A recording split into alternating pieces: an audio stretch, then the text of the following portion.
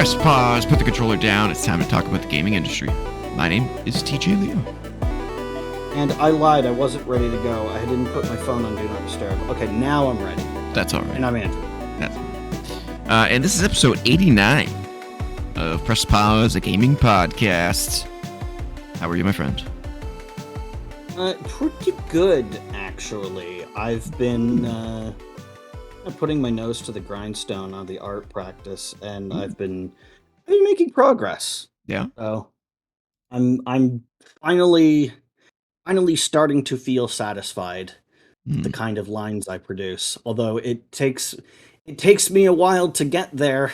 There's a lot of scribbling and then carving away with the eraser until I'm left with a black line that I like. But if it works, it works. So you're like hand drawing, you mean? Yeah. Oh, snap, son. Yeah, I can't. It's not my bag. That's it's hard. It's hard. Yeah.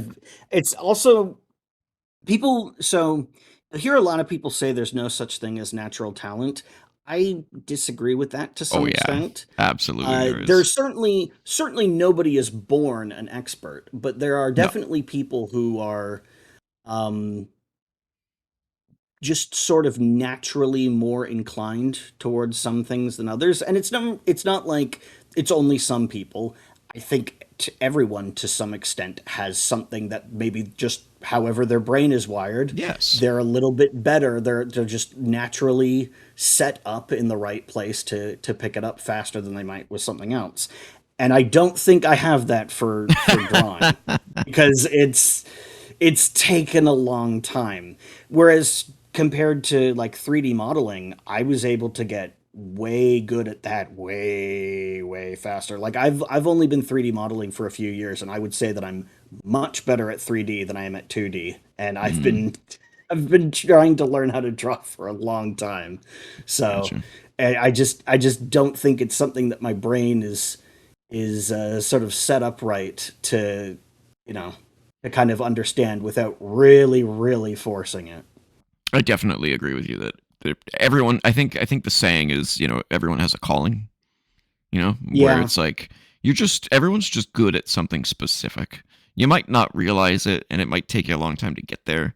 Some people they just naturally kind of fall into whatever that is.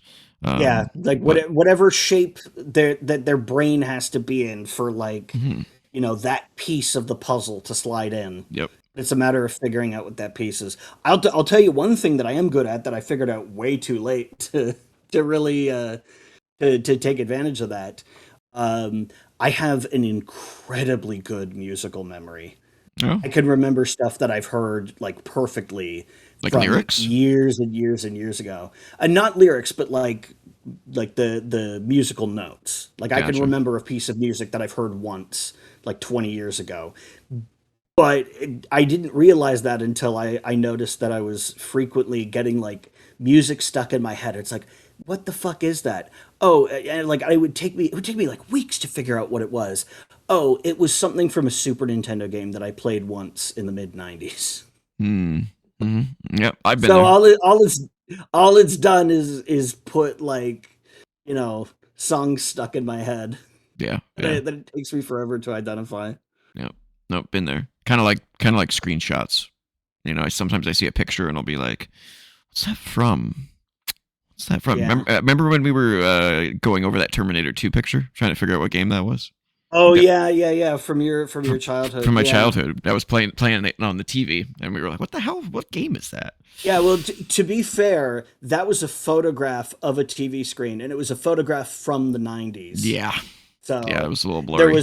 There was a whole bunch of glare on the screen, and it's a CRT, which is not really conducive to being photographed in the first place. Indeed. And we could really only kind of make out the interface. Mm-hmm. But once because you took that to Reddit, and yes.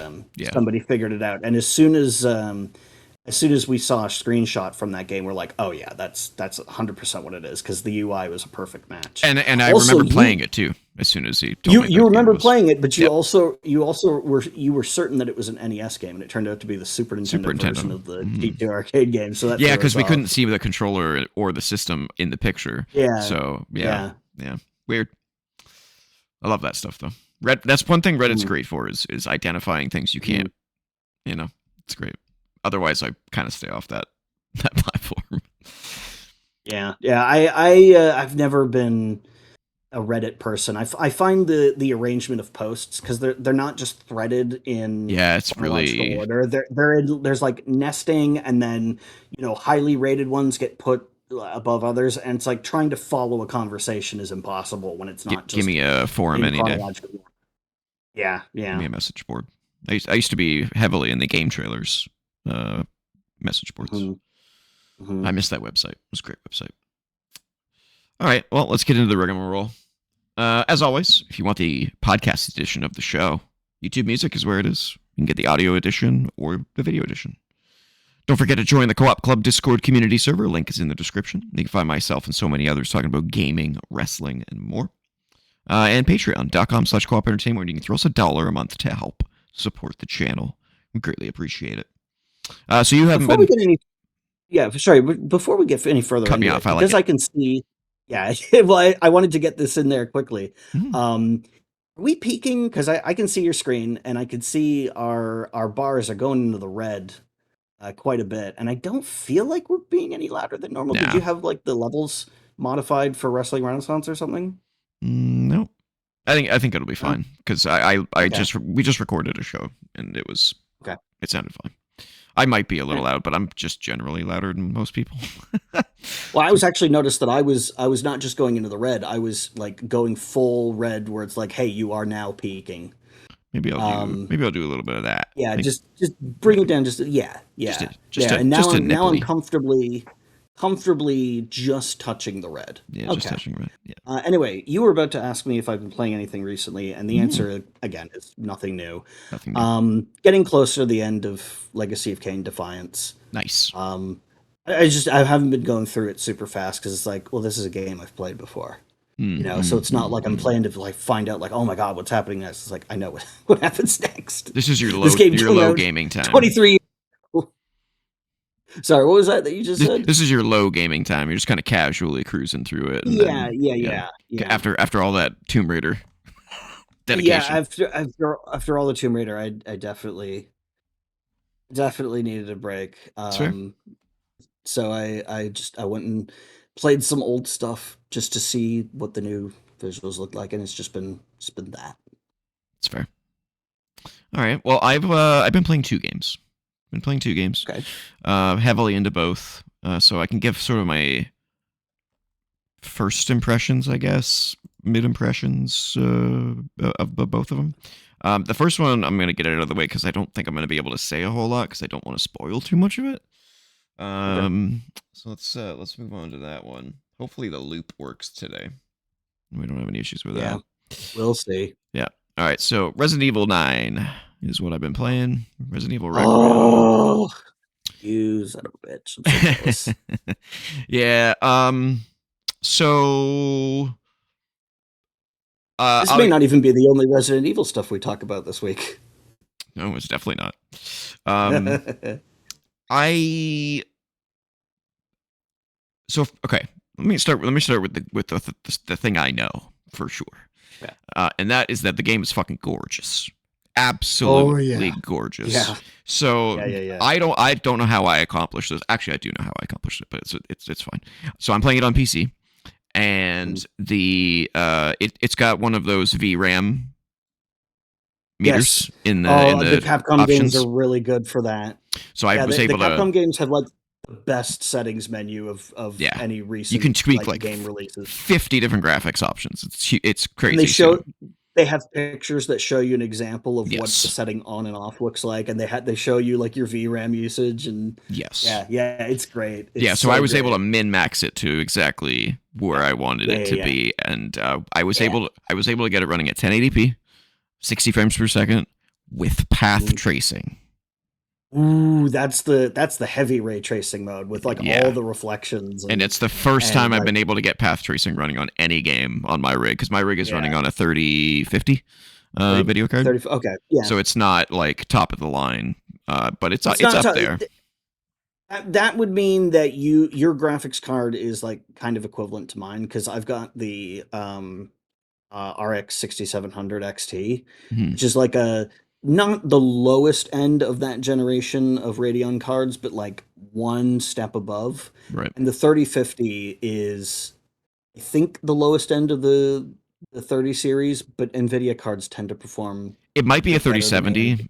It's been a while since I've checked, but I know it's at Okay, least a well that 3050. So okay, so then so lower, maybe slightly above the lowest end. yeah, So yeah, our cards are probably about in the same territory in terms of performance, yeah.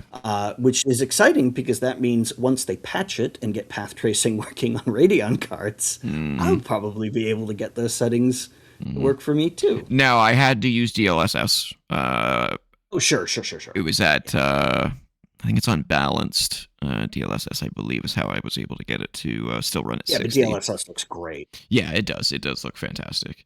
Um, but yeah, I have almost every setting on. The only thing I don't have on, I think, is high mesh Oh yeah, levels. well, honestly, you don't really need that From the because picture, it's I was really like, I can sacrifice that to yeah. yeah. Honestly, these days the only time you're going to notice the difference in like the number of polygons in the mesh is when you're seeing the silhouette of it. Hmm. Because the way that all the shaders are done is that as long as you're not seeing the edge of the model against something that isn't part of the model, the shaders are just going to make it look perfectly smooth, like how you get Right, those like impossibly smooth looking curves, but it's not actually like 20 million polygons 1 degree off to create that right, curve. It's, it's just like eight. Well, it's because the shaders dynamically change the way that things are lit. I mean, that's what they're for, is for right. shading. They do a lot more than that, but that's where they get their name from. So they can make it look like a perfectly smooth curve because Mhm. it's adjusting the shading on a per pixel basis, which is why everything looks so great now. Right. Um, yeah, and shadows. I couldn't max out shadows, which was a little disappointing because I get some of the shadow that has like the Like the little fuzziness. yeah little aliasing kind of on the edges of the shadows. They're shaped correctly, but they're like Yeah, they're not perfect, and that was a little disappointing. But yeah, once I saw the path tracing, I was like, holy mother of God! yeah. So this Woo! is one of the games that like I would hold up as an example of like this is what ray tracing Yes, is actually capable of doing it's because juicy. it's not just oh you get the reflections, it's you get the reflections of the reflections in the reflections, And the you light get rays that are like coming through the windows and the light rays and they bounce off yep, surfaces. So if light comes in through a door and bounces off the floor, the ceiling in the hallway, even if the ceiling doesn't have any lights in it, the ceiling gets lit from the light bouncing off the floor. mhm. It looks so good. So the And first time it's I not just like noticed it, raw well, graphics. It's like no, it's transformative. yeah, it's if the next gen consoles don't have path tracing, just don't even make them, guys. Like that's the next gen to me is path tracing. It looks incredible.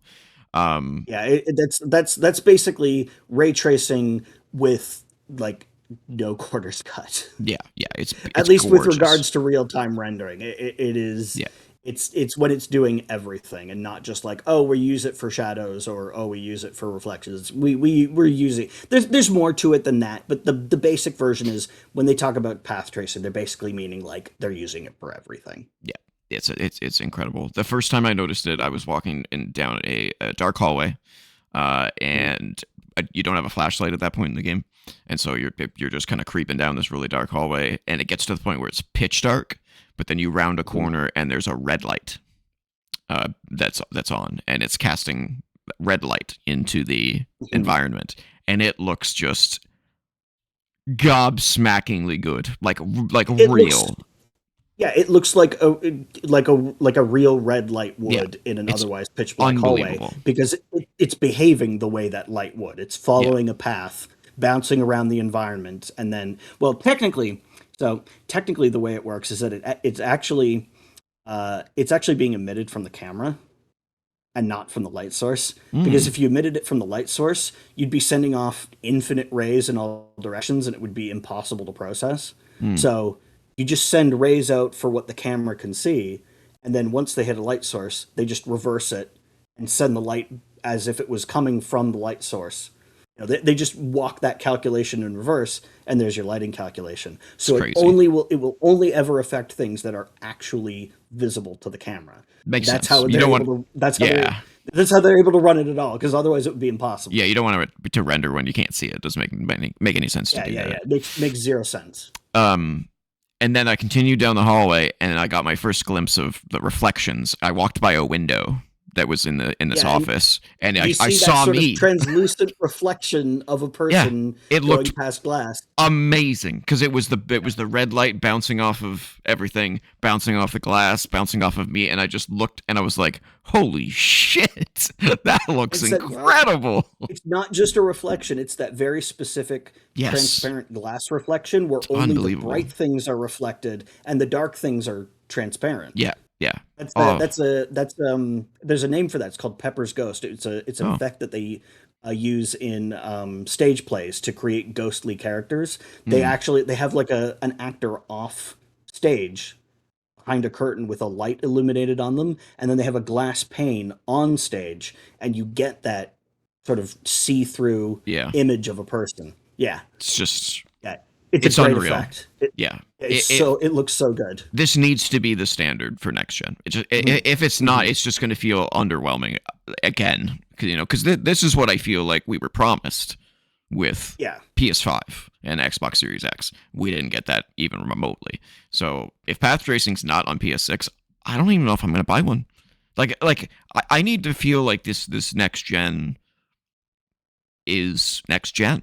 I need it to feel next gen, and this is what makes it feel next gen. Is that path tracing? It's incredible. yeah, Also, the hair is it amazing is. too. Oh yeah, the hair too. But yeah, the ray tracing stuff is really what brings it to the next level because Oh we yeah, I think kind of hit the limit of what you can do with shaders yeah, yeah. without adding something like fundamentally different, and this is it. And the hair system, I don't know how they do it, but Capcom Me has either. come up with like just an incredible hair system, and it's been like that for a while. And you see it in Pragmata as well with Diana's hair. It looks so good. It's It's a it's it's a graphical toggle. It's yeah, called yeah, hair yeah. strands, so you can turn it Yeah. off or So on. they're doing some kind of strand simulation, and otherwise it's just polygons with hair textured on it. It's a lot of them, Mhm. but it is still fundamentally polygons with a hair texture on it. But the strand thing, I don't know exactly how that works underneath the hood. It's It's still not the some kind best of hair I've ever seen. Just want to make that clear. I've seen better hair in yeah, games, but it's really yeah. good. Well, the thing about the strand hair is that it behaves realistically. It Mhm. doesn't always look 100% real, but it behaves much more like real hair. Right. 'Cause it's not like clipping through stuff the way that the hair polygons will. Mhm. It'll actually like when you have like wind blowing through the hair, it's not It, blowing it like yeah, chunks of hair, it's blowing like the individual yeah. strands because they're all being simulated. But like I said, I don't know how they're getting that to run in real time. I don't know if they're using like some kind of like parenting system because Disney had something like that. I think they came up with it for Monsters Inc. Because you know how Mm. they had like all the The really fur. fuzzy characters in that movie. Yeah. They came up with a system where they would have one hair that was like the guide hair, and then a bunch of hairs around it would just behave exactly the same way.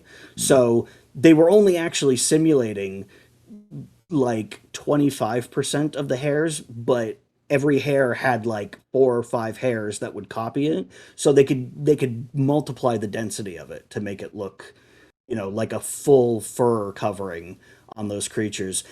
I don't know if Capcom is doing a similar thing here or what. That's just that would be the only way I could think of it because Right. like that seems like the kind of thing you would have to do, the kind of optimization you would need to get it to run in real time. Now, I'm not going to talk about the story just because it's a brand new game. Yeah, yeah, yeah. Um, I don't want to know yet. I haven't played it yet. uh, and also I'm not at a point. I'm not far enough into it where I can kind of make a judgment on that. I'm kind of still Hmm. kind of understanding what the hell's going on. I mean, it's Because a Resident Evil game, so Yeah, The story is kind of secondary. It's usually an excuse to put you in a place full of monsters. yeah, and it's not connected to 7 or 8, from what I can tell. It's like another, it's a whole another arc, I guess, which is Yeah, interesting. yeah. But how much of the gameplay do you want me to talk about? Am I okay to talk about? Uh, you can go ahead and talk about the gameplay. Okay. I mean, we've seen plenty of gameplay. We're seeing gameplay here. Yeah, I picked a short trailer, repeating trailer, just to so it doesn't show Yeah, me anything or show anyone else yeah, anything yeah. that we haven't seen. Um, It still shows stuff that we shouldn't know because it shows hmm, Leon looking at his hand and it's like, guys, I would have liked to have found that out while playing the game. yeah, yeah. I still think that they should have kept Leon a complete secret, but it sells the game. I get it, but. Yeah, yeah, yeah. It definitely sells it. So obviously, leading up to the launch, I was concerned about this game. I was concerned that the split campaign idea would hamper it. Mhm. I am not.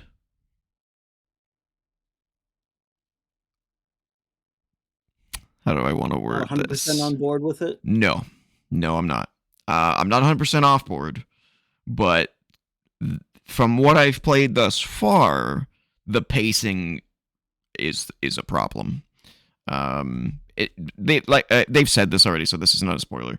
But they've basically said Grace's parts are the survival horror elements, and Leon's parts are Yeah. more of the action-oriented parts, right? Um, from what I've played so far, you spend 90% of the time with Grace. So, I believe the early game is mostly Gray stuff. Apparently, Leon stuff does pick up more as you get further. okay. So I find that to be an early game pacing problem, because Mhm. every so often you get jumbled back to Leon for a pretty short period of time, and then you jumble back, and it's like, I understand that like giving you a little bit of action is cool, but like, I don't know, I almost might have wanted to just have two separate campaigns The like you way do that in it Resident used to Evil be. 2. Yeah. Yeah, because in Resident Evil 2 remake you play as one character all the way through, and then you can play as the other character And then all the the way other through. character all the way I through. kind of Yeah. think I would have preferred that, at least so far. Um, Yeah. so that's a little irksome. Mhm. With that being said, Defiance actually does the same thing. You swap between Kane and Raziel every chapter, every but chapter, some of the chapters are much longer than others, so the yeah, pacing it's a does kind of pacing feel issue. weird sometimes. Yeah, yeah, Yeah. yeah. Um. The difference is that they play exactly the same though. So Yeah. I have played the game in the default recommendations from the developers, which the game tells you, we recommend this, we recommend that. So I'm playing Leon in third person, and I'm playing Grace in yeah, and first Grace in person. first person. Yeah, Yeah. Um. That is also something that's very jarring when you switch between I them, bet. because it kind of feels like two different games sometimes. Yeah, even Um, if they control exactly the same way, it would still feel weird. yeah, and when you're playing as Grace, you, I mean, it's not bad by any stretch of the imagination, but you definitely feel like you're playing a third person game in first person. There's that weird Mhm. walking feeling where you're like, oh yeah, I know my legs are turning right now in third person. You know what I'm saying? And and Yeah, I see my arms. I think they probably tuned the controls and the response for third person and said Yeah, we could stick a camera in like just on the front of the face and call it the first person mode and not tune the controls for that. yeah, I suspect what they probably did. and you Like can when change I that, which is cool. oh you can Yeah, like you can play Grace in third person if you want to, and you can oh play yeah yeah Leon in yeah first yeah. person if you want to see And which is your best bet. I think when I play this, I will probably just play it in third person Mm. because, like, why would I not want to? Like, these character models look so good. Why wouldn't I want to look at them? Why wouldn't I want to see that strand-based hair or the light reflecting off of Leon's jacket? Like the sheen on the leather looks so good. So you do play Leon. Leon is defaulted to third person. Yeah, yeah, yeah. I But think the I like Grace's hair looks great too. So this is I true. want to see that. I will say though that Grace being in first person and her gameplay style of being survival horror is terrifying. This Yeah, it is makes more sense. this is probably the scariest Resident Evil game I've played. Yeah, because the idea that they had was they wanted it to feel more claustrophobic. Because It when you're in third definitely person, the does. camera is pulled back, and you get more of a like a peripheral vision effect. Mhm. Mhm. Whereas in first person, you're kind of closed in the field of view. Even if the field of view is the same, which you can set it in the options. The fact that you're further forward means that you don't see as much around the sides of your character. Yeah. So it does You it have to does be very feel more hyper claustrophobic. aware of your Yes, surroundings. The enemies will come yes. out from the sides, and so that is I've scary. seen a little bit of Grace's gameplay, Mhm. and yeah, I've seen there's some tight hallways that then Yeah. open up into some more open rooms, and you gotta. And also, I've seen that enemies can follow you through doors if they can fit, and not Yep. all of them can. Yep. Yep. I've seen some big ones in some of the early footage. So yeah, So, so did you play the Resident Evil 2 remake? yes, So, Mr. X, you know how he follows you. yeah. You know how you can go to a safe room and be safe from them. Hmm. It's the same thing, basically. It's Yeah. exactly the same, um, except there's well, I don't want that's story spoilers. I'm a not Is say there that. something that can get into the safe room? Because that's not a new thing. That's in Resident Evil 3 No, as well. Okay. okay, I won't say what they are, but uh, so the Grace's portion of the game is very much like Resident Evil 1 and Resident Evil 2 in Mhm. terms of it's like you're in a mansion and you're Yeah. trying to find your way around the mansion. But Slower paced, fewer enemies. so that's where it differs. So it is Oh, slower really? paced for sure. Because it's fucking scary as shit, and the visuals and the Also, audio she's definitely help with that. she's she's also not like a kung fu super secret special Yeah, government agent like and Leon is. So, and this is where my sort of issue right now is with the gameplay is it seems to be focused on survival horror, but there's kind of a lot of enemies and they don't give you a whole lot of ammo. And when I say they don't give you yeah. a whole lot of ammo, I've ran out like 3 or 4 times already.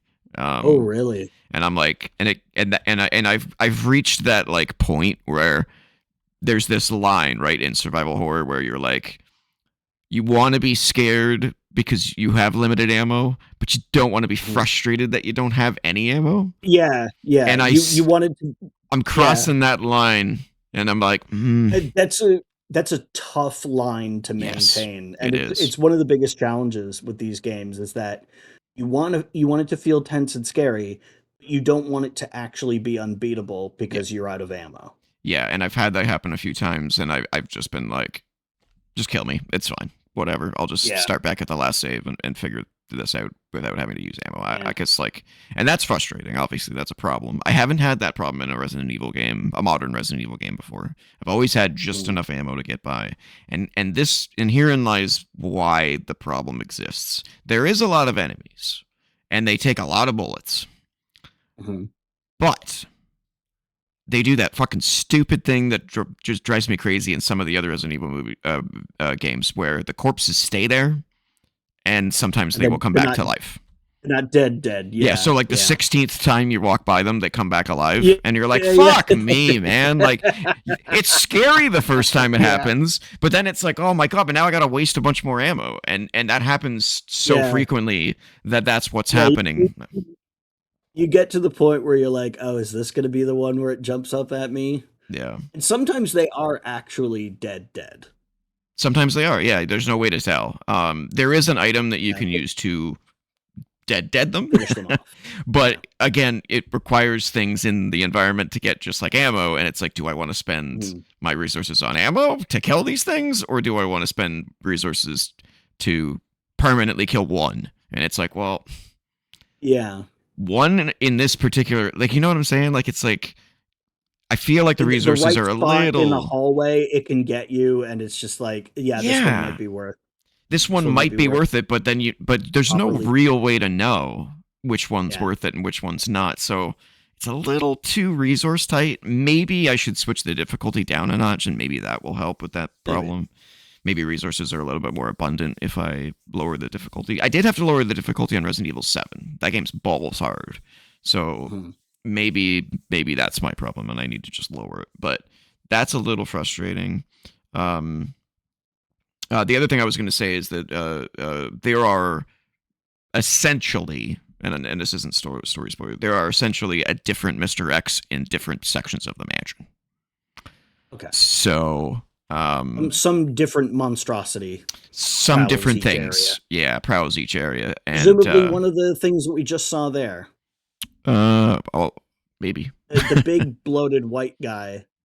I mean, not a white guy like me. I mean, the white guy is it's a pale mass with flesh. Yeah. I think I've met like 3 so far. And yeah, you just have to avoid them, just like Mr. X. There's nothing you can do about it. Yeah. And they're cool.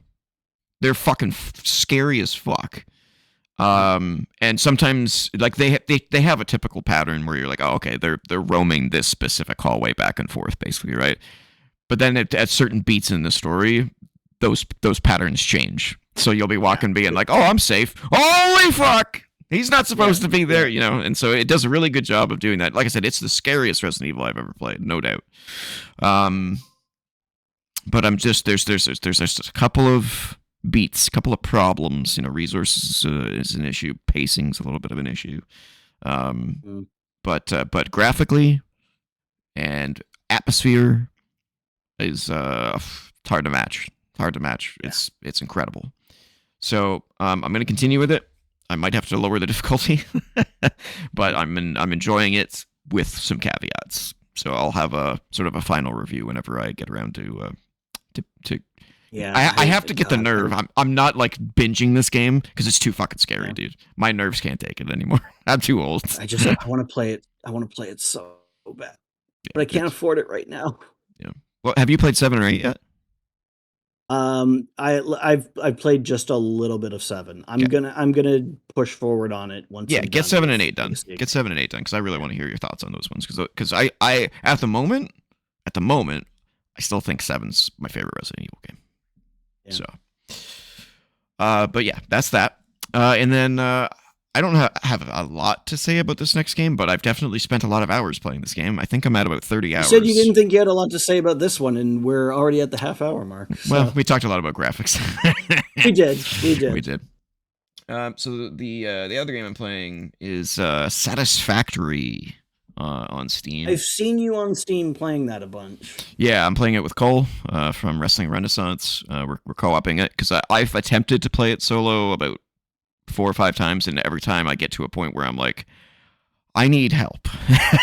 not because I don't know what to do, but because there's a lot to do, and having friends is good. You know, one person could be doing A, and the other person can be doing B. I mean, this marketing video shows 3 people, so it's pretty clear indication that this is supposed to be played with a group. Yeah, you can play it alone, no doubt. Yeah. No doubt you can play it alone. You got to be efficient, you know. I think some of the YouTubers that play this game solo are upwards of like 7,000 hours on this game. It's huge. Sure. It's massive. So as you can see, it's a factory building game. You basically get landed. You land. You work for this company. You land on this planet, and they say, mine the minerals, and we'll get you off the planet. It's basically how it works, and you get paid, I'm assuming. And you start off with nothing, and you have to use the minerals and the resources on the planet to build stuff, to build more stuff, to build more stuff, to build more stuff, and unlock more stuff, and unlock more stuff. You say you start with nothing. You apparently start with some kind of sci-fi 3D printer because you're not not actually putting this stuff together with your. Have you ever heard of this book? I forget what it was called, but it was something like How to Build a Toaster, and it was a guy who investigated what it would take to build a toaster from scratch, including like going and mining the metal that's used in the toaster and stuff. And it took him I think like a year or 2 to make a toaster that crazy burnt out on the first time he plugged it in. Oh no. Oh no. Yeah. There's a picture of it on the cover of the book. It looks like a just gnarly, messy little scrap of metal. But it was an interesting idea. What is it like to build something actually from scratch? Yeah. No, you definitely have a 3D printer in this to build everything. You just have to have the resources to use to put into it. Which is even there's a game controller. There's a bunch of game controllers. Oh, this is of course talking about the co-op mode, I guess. I think it's the console release. I think is what it is. Oh, okay. Yeah, yeah. Anyway, I was gonna say, that's not even that far off because a few years ago, NASA extended a design contest to a bunch of like engineering schools, like universities, their engineering programs, for people to come up with um, habitat designs that could be 3D printed on Mars. Like, let's say Mm, that we managed to land a giant 3D printer on Mars, and those giant 3D printers do exist. People have built houses with them. yep, Um, we've seen them. Yep. yeah, they're very cool. Hmm. And it's like assume that your building material, your printing material is Martian aggregate, which means the rusty soil of Mars, with like the ice crystals trapped in it. Like slurry that up, and Hmm. that's what you're going to be building with. Come up with a design that can be constructed within the constraints of this 3D printer, and they like give the specifications of the printer, like how tall it is, how wide it is, what it's Right. what the nozzle sizes are, and that kind of stuff. Hmm.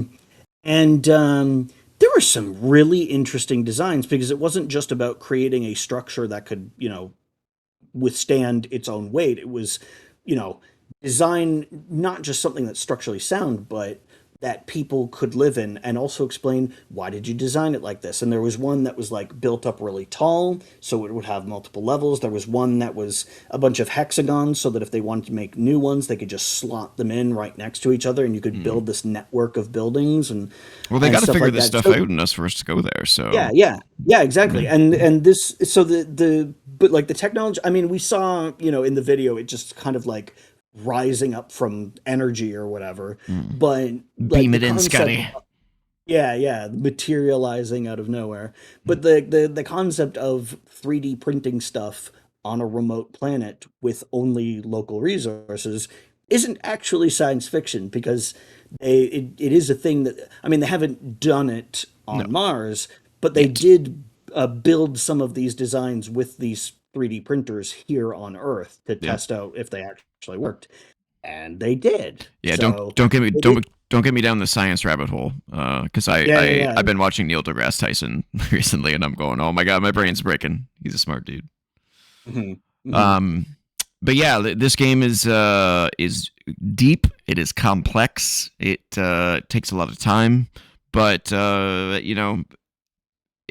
it's a lot of fun for people who like to stay busy in their games, uh, Hmm. and like to problem solve because everything in this game is very scientific in the way that you do it. From uh, I'll give you an example. Right now, we are trying to expand our energy, sort of our power station. Right now, our power station runs on coal, so we're trying to create a petrol uh, uh, generator, which powers, which generates a lot more power than our coal generators do. And Yeah. so, to do that, you have to extract oil, put it in a refinery, refine it into fuel, which goes to the fuel generator, which generates power to power the thing that to power the refinery and the oil extractor, which you have to Yeah, yeah, power yeah, manually first. But then yeah. the refinery, when it's creating fuel, has a byproduct of resin that you have to get rid of, otherwise it clogs up the refinery. And then you have a conveyor belt that goes from the refinery to another refinery to turn the byproduct resin into plastic, which you can use to create other things. So it's just like these layers upon layers upon layers upon layers. And then power is a problem too, because you have to be able to get power to all these different buildings. And each generator only generates a certain amount of power, so you have to do some math, make sure you don't overload your power generators. And as you can see, it's an entire planet basically of building space. So you have to do this over massive distances, have power poles stretching across the planet, as you can see in the background there. You can see that on the right. Meanwhile, you're building a space station, which is, you can see the big hook in the sky there that's going up to the space station, the space elevator. Mhm. It's just endless. And I think I think there's like 7 or 8 tiers to unlock, and I think we're on 2 after 30 hours. Like it's Wow. endless. It's endless. It's so good. But Mhm. only if you like that type of game. There is Mhm. combat in the game. It's fine. It's just there. From what I understand, most people turn it off, which is an option that you can do. Um, we Yeah, yeah. we've left it on because it's occasionally a decent pace changer. It's like, oh, we got to fight some Yeah. shit. Cool. But it's nothing like extravagant. The focus of the game is building and crafting and Yeah, completing. it's a giant engineering puzzle game. Yeah, it's a engineering simulator is what it is. It really is, and having a lot of fun with it. But yeah, we have a long way to go. But it's super fun. Every time you unlock something new, you're like, oh, I got to build that just to find out what it does. You know, like we Yeah. unlocked hypertubes, which is just like these tubes that you can create over long distances, and you can hop in it and go. And just it just shoots you through the tube to the other side. Yeah, It's fast it's like travel kind of a thing. it's like in Futurama, Yeah, the pneumatic people tube. pneumatics. Yeah, it's like a pneumatic tube where you can just send yourself through it. It's really cool. And then there's vehicles and there's exploring. You have to explore. It's a huge game and we're addicted to it. So I don't have a final review yet, but really enjoying it. I think, like I said, the only thing that's undercooked to us is the combat. It's like if you were gonna undercook the combat, then why did you have combat? You should have just not had combat. But Yeah. to each their own. Yeah, we just unlocked trains. So we gotta do that at some point soon. Yeah, super cool game, and that's it. That's all I got to talk. It's all been playing. Just those two. All right. Do you know what time it is? Metacritic chicken. Nope. Happy birthday, Oh, video games! that's Happy right. It's the first birthday! of the month. I totally forgot. Yeah, we're recording this I on shouldn't May have forgot. I paid 1st. my rent today. I should have remembered. There you go. So yeah, happy birthday, video games. Not a lot to talk about. This May is not a strong month apparently, at least in the years 10, 20, and 30 years ago. But Yeah. we got a few to talk about. So let's start with a game that I've never played, but I've always wanted to, and that is Stellaris. Have you ever played Stellaris? Oh no, I haven't. So it's But one of those like 4X games, you know. yeah, like Master of Orion. Yeah, Master of Orion, Civilization, but in space, you know. Mhm. And yeah, I've always wanted to play it, but I never got around to it. It's a game that you kind of need to dedicate your life to in order to understand the complexities Yeah, of. I used to play a lot of Master of Orion too. I remember. And I think that kind yeah, you do. I Mhm. think that kind of broke me for these kind of games because it's like don't think there's enough room in my brain to learn another one of these. Like Yeah, I couldn't even learn Master of Orion 3. yeah. I compare something like this, like learning D&D, and then trying to learn like Pathfinder after that. And it's like, Yeah. and then Starfinder, and then all these other tabletop games. It's like, Mhm. I've learned one. I don't think my Mhm. brain can handle it anymore. So yeah, Stellaris, 10 years old. Probably one of the most beautiful games I've ever played. Is also turning 10 years old, and that's Uncharted 4, which is kind of crazy that it's That 10 is years old already. Look yeah, at that this is a game. good looking game. Yeah. Holy shit! 10 years ago this was made. Well, 10 years ago this was released. So it's incredible. Like look at this. Look at that. That's incredible. What a Yeah, game. this is the first one they did for the PS4, right? It's the finale of the main series. Yeah. Yeah. On PS4. Yeah, the only other one they did on PS4 was Lost Legacy, and that was like a spinoff kind of a game. Yeah. Not really sure why they did it at this point, to be honest with you. Yeah. So happy birthday to Uncharted 4. Man, what a game! Amazing series. Imagine that with path tracing. Oh my god, dude! Don't even get me started. Like Last of Us with path racing. Oh my god. Yeah, now you're going to be looking at every game and you're going to be like, "Oh man, but what if?" That's the thing, right? Now it's like Yeah. it sets a new standard where you're like, I can't not have this now. Like this needs to be in all AAA Well, games. now you understand why Nvidia's doing that RTX remix thing for modding ray tracing into old games. Mm-hmm. Is you know what you should do if you haven't try out Quake 2 RTX. I did. See what I did. Oh, you did? Yeah, Okay. looks gorgeous. Yeah. Next up, turning 10 years old is Doom 2016. Doom. Yeah. I loved it. Yeah. Great game. Great game. Still haven't got around to Eternal or Dark Ages. I don't know. Eternal's good. Yeah. Eternal's very, very good. But I've heard they're both polarizing. Well, if you found Doom 2016's speed difficult to keep up with, Eternal will wreck you. because Yeah. Eternal expects you to be basically as fast as possible most of the time. So I should probably play Doom, this one, and then Eternal right after, in order to kind of like speed up Yeah. my process, basically. Yeah, yeah, Yeah. yeah. Yeah. Doom Eternal also expects you to do certain things certain ways. It's the combat isn't as freeform as it is in this one. That's not to say that you have to kill enemies with certain weapons, but some of them are You really should. clearly designed to, like the cacodemons, the big floating heads. Hmm. Those are intended to be destroyed by shooting an explosive into their mouth because they swallow it and it immediately puts them into a glory kill state. You can kill them by shooting them with bullets, but it takes a lot of bullets, so it just makes more sense to hit them in the mouth with an explosive. And that can kind of sometimes feel like I'm doing so good with this weapon, I don't want to change to the other one just for this one enemy. But I mean, it does have a flow. Yeah. I'll get around to it, And maybe here we one are day. in Overwatch. Yep. Also turning 10 years old is Overwatch.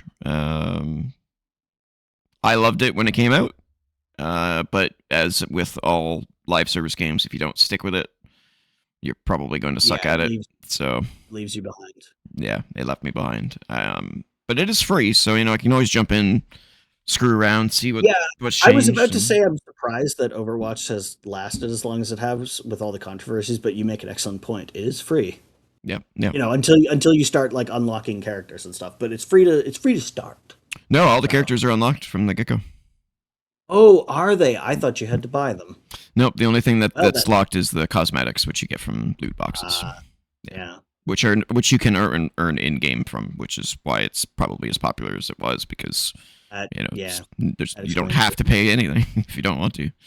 Um, yeah, yeah, yeah. I think the only games that lock characters are typically like some Ones battle that don't have. royales do. Yeah, I think Apex Legends did. Yeah, I don't know.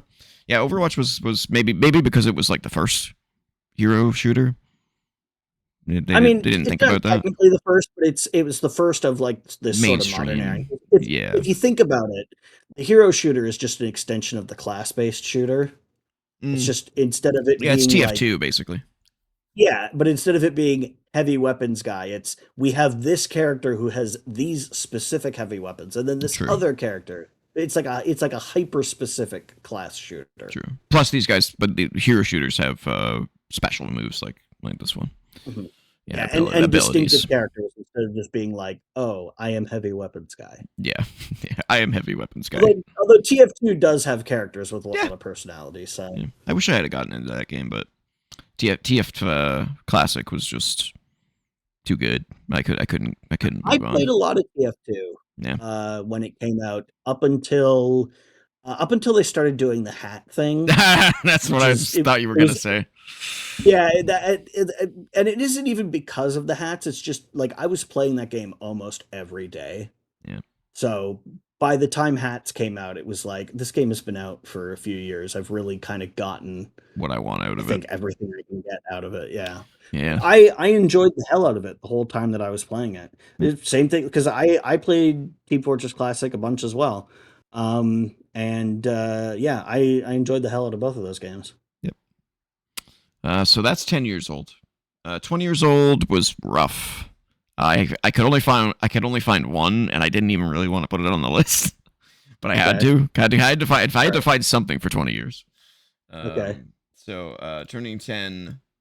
Uh, is this gonna be something like unpleasant, like no, JFK Reloaded? it's just Okay, new Super Mario Brothers DS.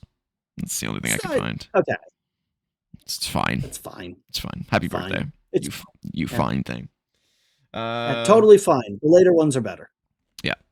Metal Slug 1 is turning 30 years old. I couldn't find any footage of the first game, so I just put Metal Slug 3. Metal Yeah. Slug 3. They all kind of look the same.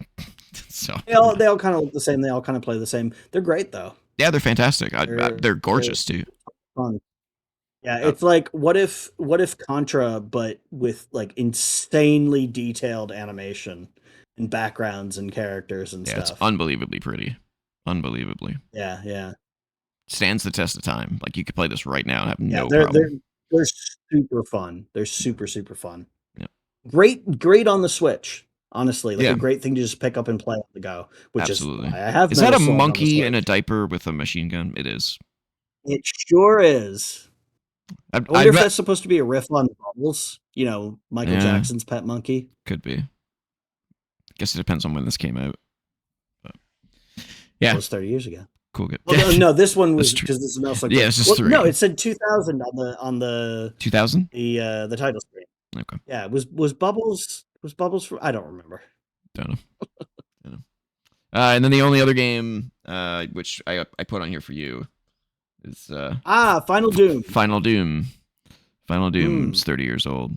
So I actually have a lot to say about Final Doom. yeah, Half of it is really good, and the other half is okay.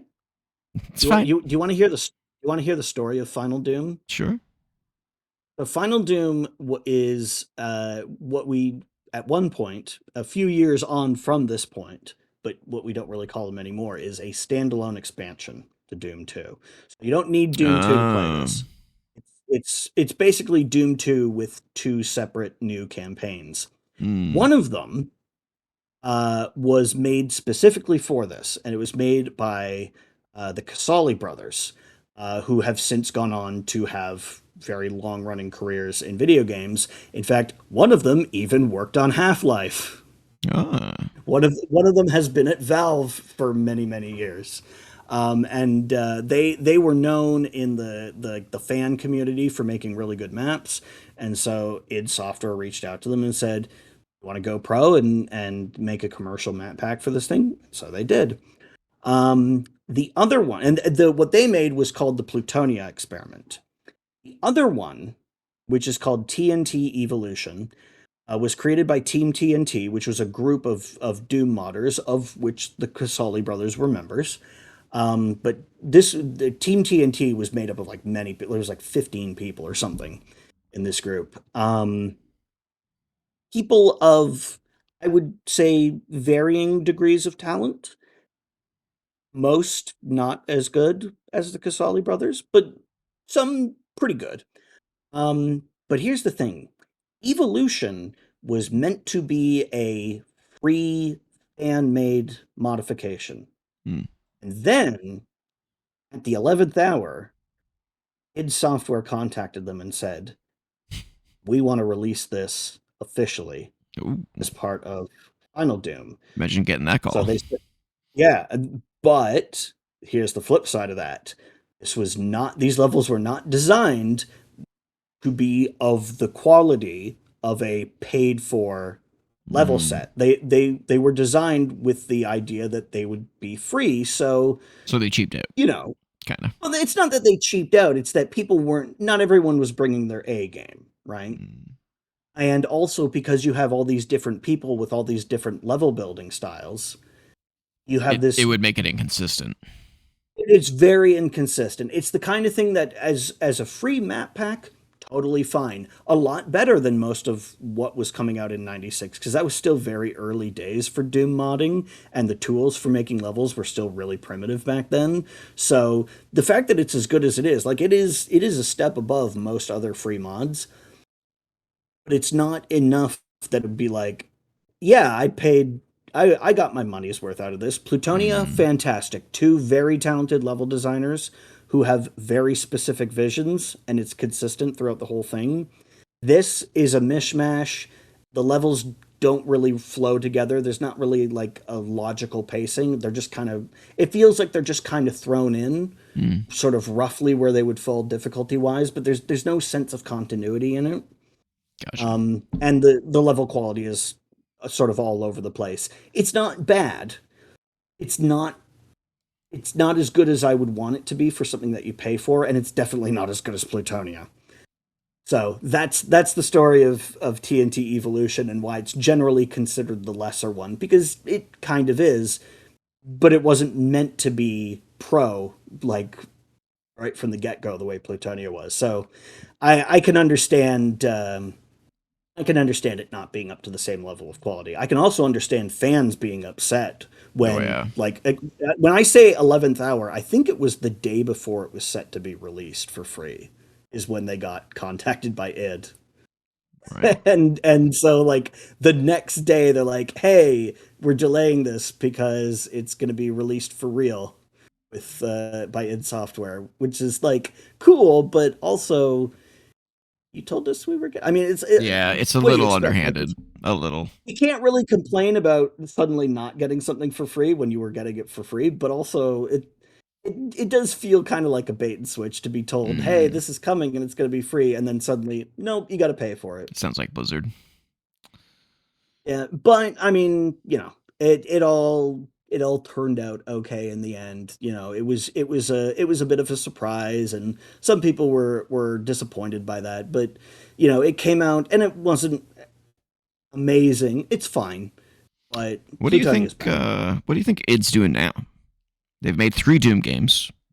Like, it's Yeah, probably time to move on to something new. I would imagine. yeah. I would assume that they're moving on to something new because like they've been doing Doom for 10 years now. Yeah, I can't imagine them doing So another Doom. There's got to be, yeah, but what other yeah. IP do they have that they could use? I mean, Or there's Quake, but at this point, the modern mm, Doom is very Quake-like anyway. yeah, I don't know. Maybe they'll do another Rage game, oof. or maybe they'll come up with something completely Yeah, different. let's go with a new You know? IP, guys. Yeah, Let's go with the new they're IP. very talented people. Rage is fine. Um, I yeah, do it's think it's fun. Rage 2 was appreciated, underrated, but Mm. it still has it had its issues, no doubt. But anyway, Yeah, well, it had performance issues when it came out because of Denuvo. oh, I didn't have any issues on console, but that makes sense if it's Oh a yeah, well that's a Denuvo. PC thing though. Yeah, The yeah, Denuvo stuff. yeah. Yeah. Pragmata's got Um. Denuvo. Yes. Yes, it does. Yeah, yeah, yeah. Capcom is unfortunately a bit of a proponent for Denuvo. That Mm, that was causing issues with the PC release of Resident Evil 8 mm, because the yeah. Denuvo checks were going off really frequently, and Well, so it was creating a lot of stuttering. I don't have it But in the yes, news, but I guess Denuvo was not cracked, but they found people found a workaround around it. So at least for yeah, single player games, hmm yeah, interesting which development. is the thing because well, and the thing is, Pragmata got leaked a few days before release, Mm, so. And once again, we have a case of only the people who pay for the thing are actually being punished, whereas yeah. the people who stole it are not being affected because they got a version that didn't have Denuvo built into it. So Mm, the only people who are suffering are the only people who should not be suffering. yep. This is why I say don't put fucking DRM into your shit because it only punishes the paying customers. Well, this won't be the last time we talk about DRM today. Oh, okay. All right. Well, Anyway, yes, happy birthday, Final Doom. happy birthday, Final Doom, and I'll tell the other ones. Congrats That's it. to the Casali brothers for having this incredibly long career. There's Dario is still at Valve, and as far as I know, Milo is still at Ubisoft. Mm. Oh, I mean, who the fuck knows what And, Ubisoft these days? and coincidentally, both those companies don't make games anymore. Yeah, Valve is they're doing that. Was that Deadlock, a hero shooter that they're working on? Yeah, uh, yeah, I guess they are. I don't, Yeah. can they just Echo? Shut up. how does how does he hear me randomly? I don't have no idea. Um, I don't know what I was gonna say. I was gonna say something. Anyway, but we'll move on. Half-Life 3. Yeah, yeah, we're They gonna look have at Life 3 Half-Life for 3 fuck's with sakes, guys. Come on. the Steam machine. Yeah. All right, now it's Metacritic check-in time. Whoop. I thought you were gonna fake me out again. It was gonna be letter time. Nope, no letter today. All right, Send us letters, first, people. yeah, send us letters, you sons of bitches. All right. Well, we don't need to go that far. It's an inside joke. If you know, you know. Okay. If you know, you know. Yeah, Kiln's out. And no one seems to be noticing. It's not, Really? it's not going too well. Sitting at a 68 critically, Ouch. 67 user score. Oh no. The most common complaint seems to be that it's pretty content light. I guess there's only one mode at launch. Really? It's just the mode that we've all been told about. So that might be a problem. But it's pretty Interesting. divisive. It seems like some people love it, some people think it's a kind of a underbaked joke. Um, and then at least from a user point of view, from a critic point of view, they're all like 6-7. Don't do it, but they're all like 6-7 Hmm. type of range. Yeah, no, a little disappointing. But I haven't played it. I probably will because it's on Game Pass, and I'll get Game Pass eventually. Again, especially now that it's cheaper. Back down in price. Yeah. So that's Kiln. This one I haven't looked into. Did I do a loop? Of course not. This one I haven't looked into enough, but this is a Felion. This is Don't Nod's. Oh, there you go. Don't Nod's new narrative game. Early reviews 64 critically, 45 user score. Ooh. Oh no. Yeah, the common complaints from users seem to be it's boring, which it's a walking simulator type game. So I'm not sure if that's the type of person that should be playing it.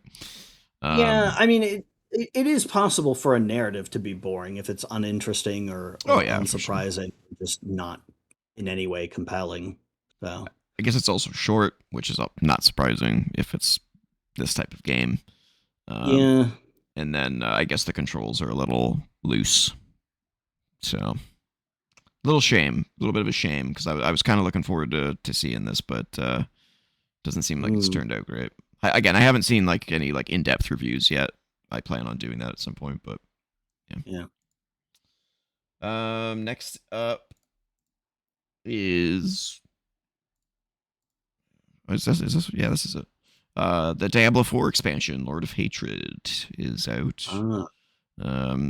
So I'm getting conflicting reports on this one, but I think this is the finale, which is weird. I don't know if I believe that, but we'll see, I guess. So this one's all about facing Mephisto, which has kind of been like the tale of the story the whole fucking time. Mephisto's just kind of keeps getting away, kind of in different ways. But they added 2 new classes, Paladin and Warlock. And Paladin's technically not a new class. Well, a new class to Diablo 4, I should say. New to this game, but yeah, new to this game. And it's kind of all over the place. Critically 84, user score 64. So I don't really know what to make of that.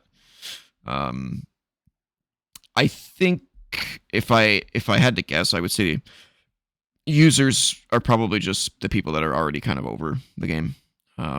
Yeah. Here's the thing. So I went back. So I've played every Diablo game with every class beaten the game. I love these games, right? And I've gone back and I've played Diablo 2 remastered. Haven't beat it yet, but we're slowly working our way through it. And there's this clear shift in Diablo where it keeps speeding up. Yep. So Diablo 1 was slow and plotting. Very Diablo slow. 2 was, faster, but still kind of... You could run in Diablo 2, which made a huge difference. You could run in Diablo 1 if you got the expansion. Well, yeah. Hellfire. Diablo 2 was a little bit faster. Diablo 3 was kind of similar to Diablo 2, maybe a little bit faster. And then Diablo 4 is just like... kind of like... just puts the gas on. And playing through Diablo 4 is fun. And I think I've said this complaint before, but I think Diablo 3 is the best Diablo game.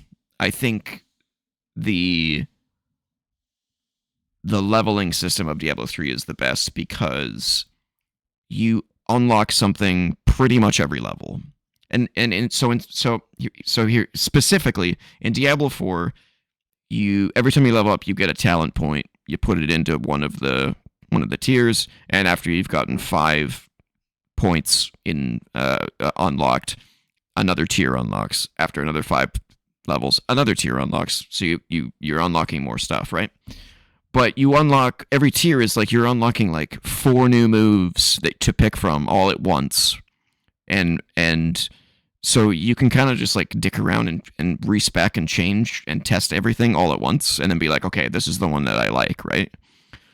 Hmm. Which doesn't really encourage experimentation. Whereas in Hmm. Diablo 3, you don't unlock talent points, you unlock a new move every time you level up, or every other time Yeah, you level or a up, modifier, or a or modifier. modifier. Yeah, so you're Yeah. encouraged basically to test those every time you unlock them and be like, hey, I wonder how useful this would be if I decided to start using this. So, by the time you're level whatever the max is in Diablo Yeah. 3, where you unlock all the moves, you're unlocking new things to do that whole time. Whereas in Diablo Yeah, you 4, go change ahead. up like your entire combat pipeline, basically. Yeah, like you might get something all of a sudden and be like, oh shit, this really changes everything. I'm going to switch all this shit up, right? Whereas in Diablo Yeah. 4, you pretty much have your build set in the first like 20 levels. And you're like, after that, your numbers are just going up, basically. Yeah. And And that's pretty much what Diablo 2 is like as well. And I love Diablo 2, but like you've in order to make optimal use of your skill points, you have to know like what these skills do and what you yeah, can do with them. Because when you're just figuring it out, it's like you might spread your points all over the place. Now, I think in Resurrected, don't they give you the ability to respec points? no, and that's what I was about to No. say. Is that is stupid. They Oh, out of everything they could have changed, they didn't change that. You get one respec per difficulty. Ridiculous. So oh. you get one per I thought difficulty. I thought you could respec your character. I mean, like at some kind of cost, but No, no, oh, it's the same as the original game. So you got to go to Era or Arya in the first encampment, and she'll be able to give it to you, but she only does it once for you until you beat the game, and then you go back to the next difficulty, and she'll be able to do it for you again. But you can't oh unless you man. beat the. Yeah, it's like what? Why? That's so limiting. So stupid. Yeah, because Yeah, then what ends up happening is you have to play the game a with like the million player's times guide open, or that. Yeah, and that kind of ruins the fun of it. Is to yeah. like always be. It's almost like it's like checking a wiki for a game. It's like, oh, what's the optimal build? Because it's a 10,000 hour game, and I don't want to get to the like halfway point and find that I've wasted all my points, Mm-hmm. right? Big, and then you're like matching it up to a spreadsheet. Whereas with Diablo 3, like some people complain that Diablo 3 just means you can, because you have access to all abilities of it, it's eventually you can just be anything. You don't have like a specialization, and it makes characters less unique. And that's kind of true, but also that ignores how specialized your gear makes you, because Yeah, exactly. Diablo 3, your gear is what you're building around, because it's like, oh, I've got a set that builds around, say, using meteors, Exactly. or Yeah. your wizard, which, by the way, the reason I bring that up is because I have a wizard character who is a meteor build, Mm. because gradually I found a set that gives bonuses with meteors, and Yeah. was like, okay, then I'm building my character around those spells.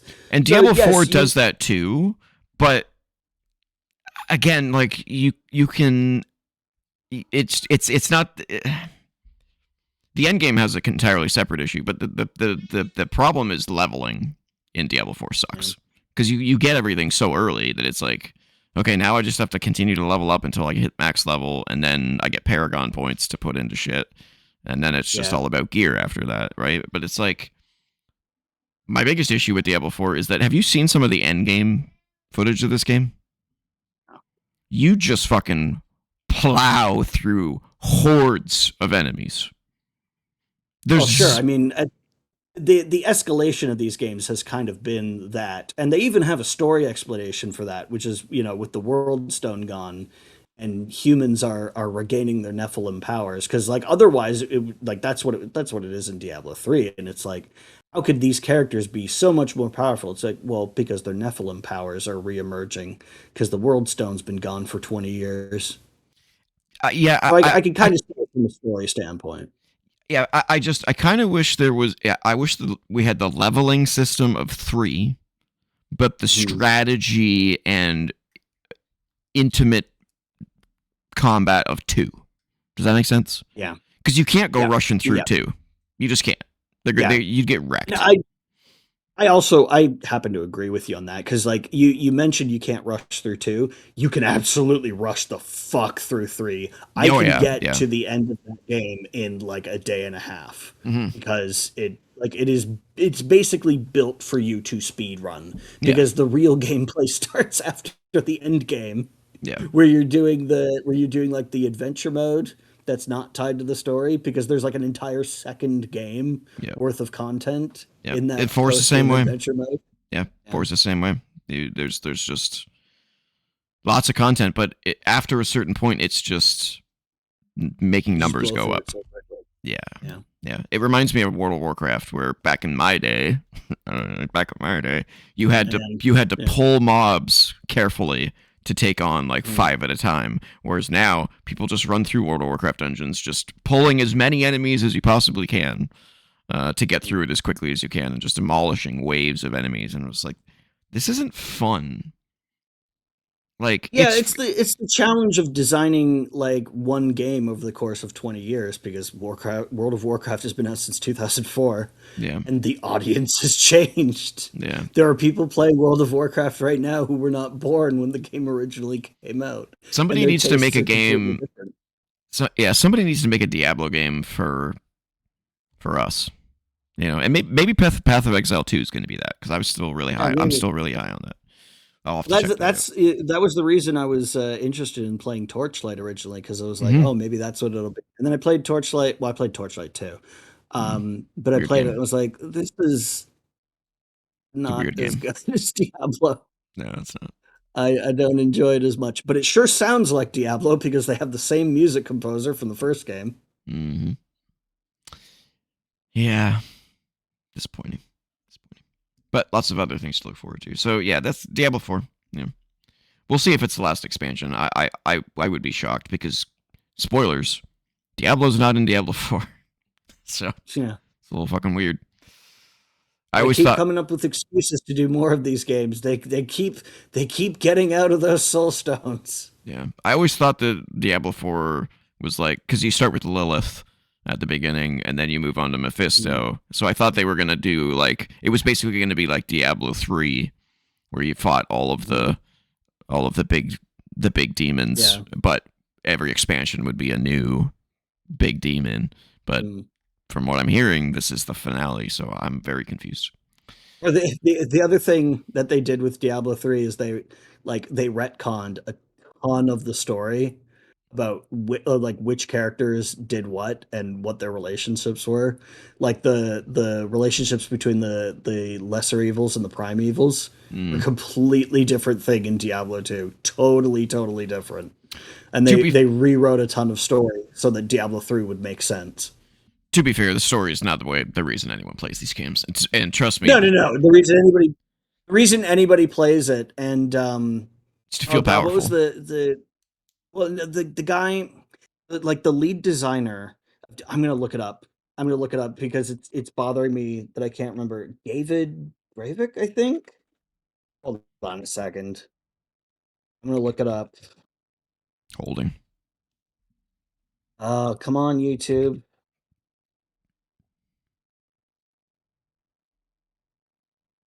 Is it designer on Diablo? Yeah, David Brevik, Diablo's lead Oh yeah, programmer. yeah, David Brevik. Yeah. Yeah. So there he did this interview with Ars Technica a few years ago as part of their War Stories video series, and he talked about the decision to change Diablo from a turn-based game to a real-time game because it was originally envisioned as turn-based, and he talks about in the video the moment where the decision was kind of made, which is where he wrote like just a quick demo program of what it would be like in real time, Hmm. like clicking on a skeleton and watching the guy walk over to it and hit it. And he said that he knew that it was like the right choice because it had the satisfaction of popping bubble wrap, and Yeah, I that's the remember whole that. appeal of Yeah.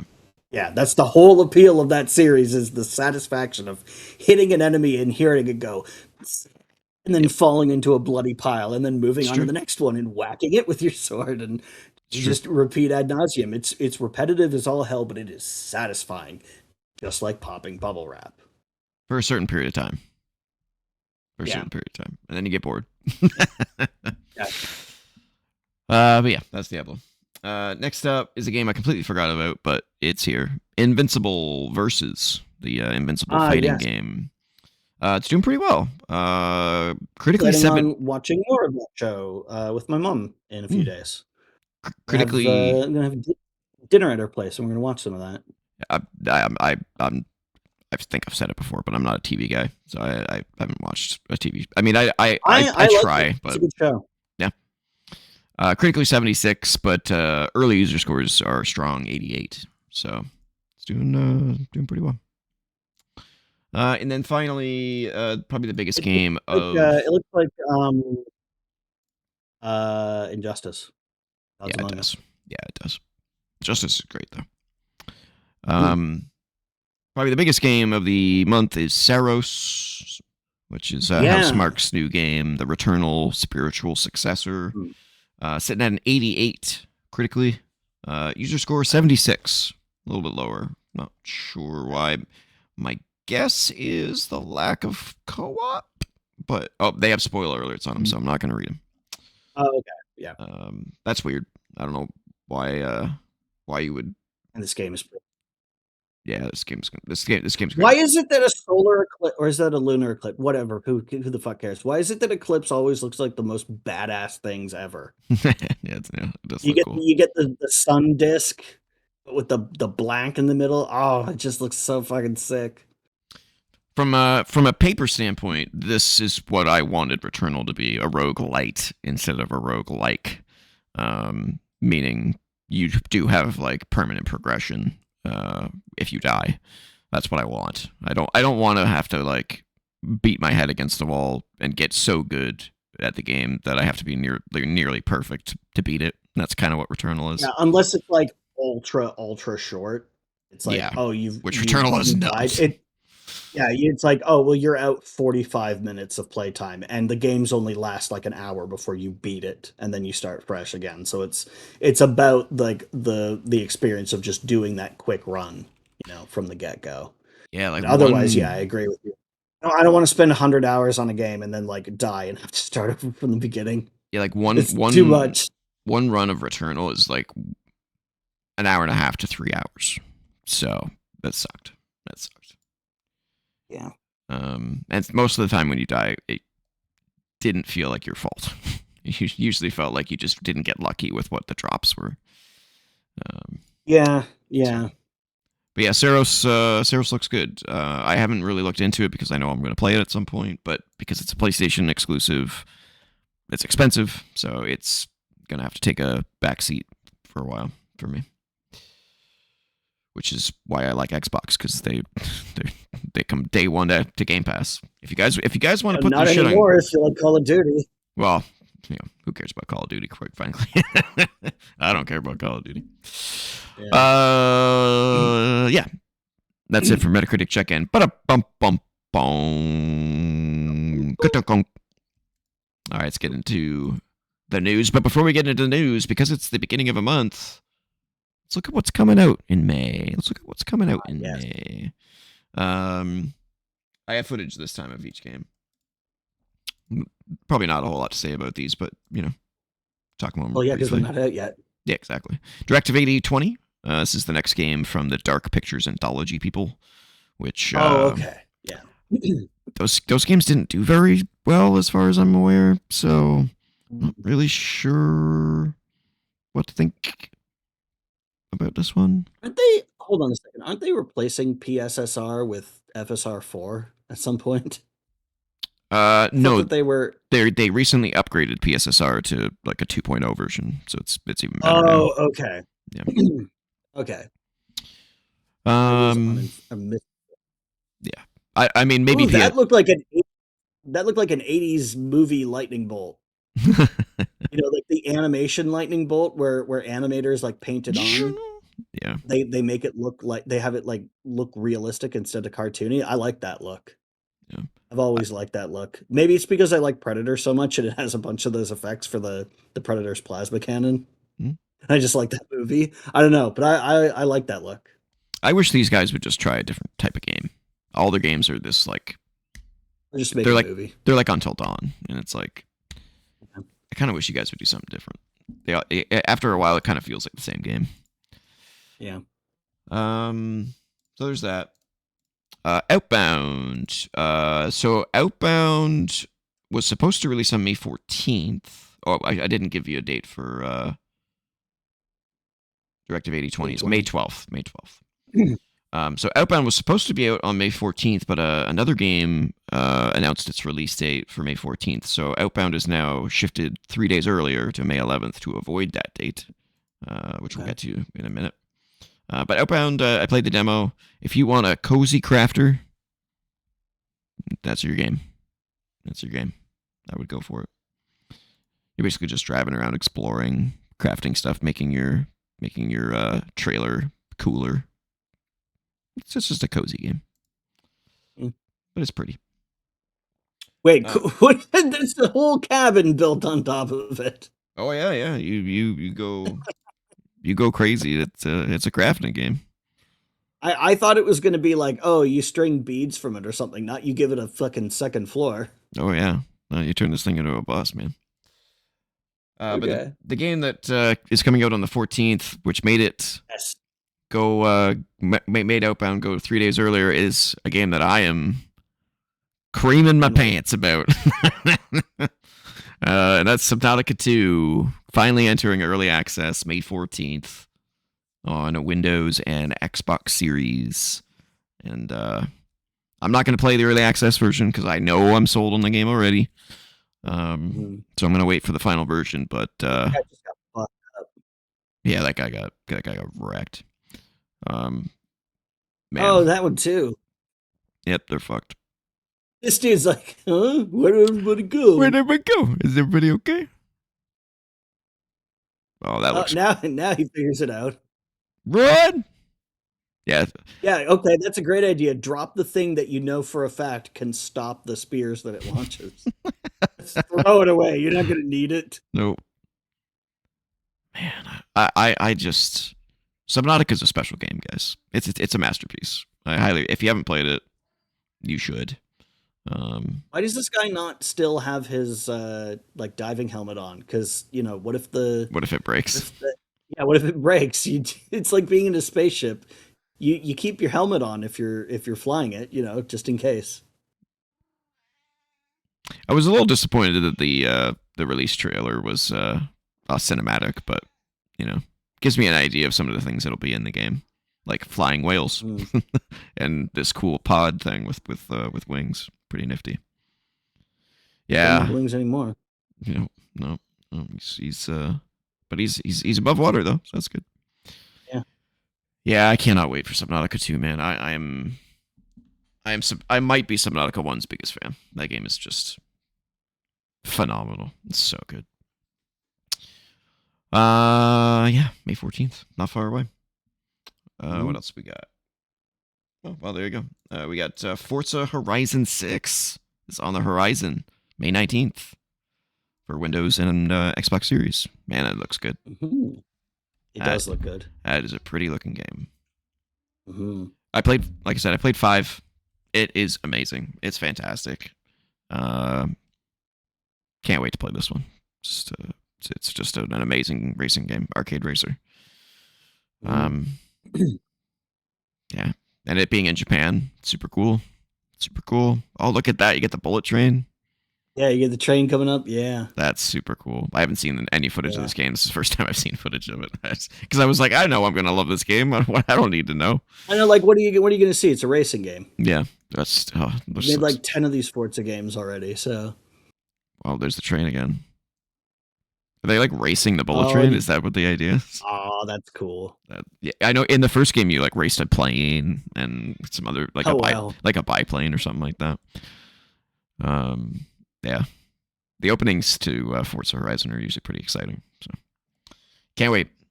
Another Game Pass game that I'll play. Oh, there's snow now. Oh, there's. Well, yeah, if it's in Japan, there's gonna be. Okay, I can't watch anymore. I don't want to see it. This game's gonna be so good. You don't want to be spoiled that snow exists. I just that game, man, is so it's the second best racing series on the planet. It's so good. Obviously, Burnout was the best. Yeah. Yeah. This is Thick as Thieves. This one crept up on us. This is coming on May 20th to PC only from Megabit and Other Side Entertainment. It's a stealth action heist game. I think it's from the maker of something. I think it's from like makers of Thief before like, but not like they left and made their own thing. I think. Let me just double check. Who is making? Yeah, Looking Glass doesn't exist anymore, so. These. Oh, Warren Spector. Yeah. Warren Spector. Yeah. Yeah. So it's being made by Warren Spector and Paul Neurath. Paul Neurath. He was Ultima Underworld and Thief, and of course Warren Spector's the Deus Ex guy and Thief. Yeah. So, Looking Glass alumni.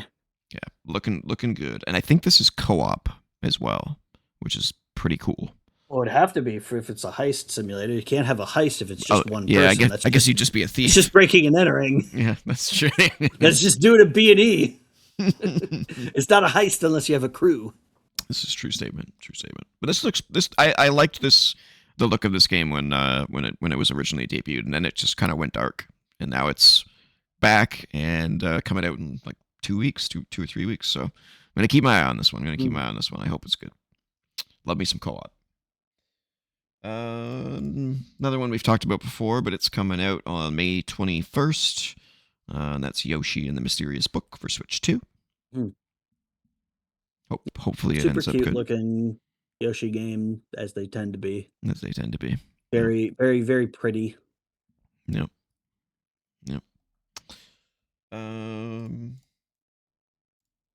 Is that just Nintendo's go-to strategy for creating a character out of an object? Is you just put a mustache on it? Like the Deku Tree has a mustache as well. Indeed, it does.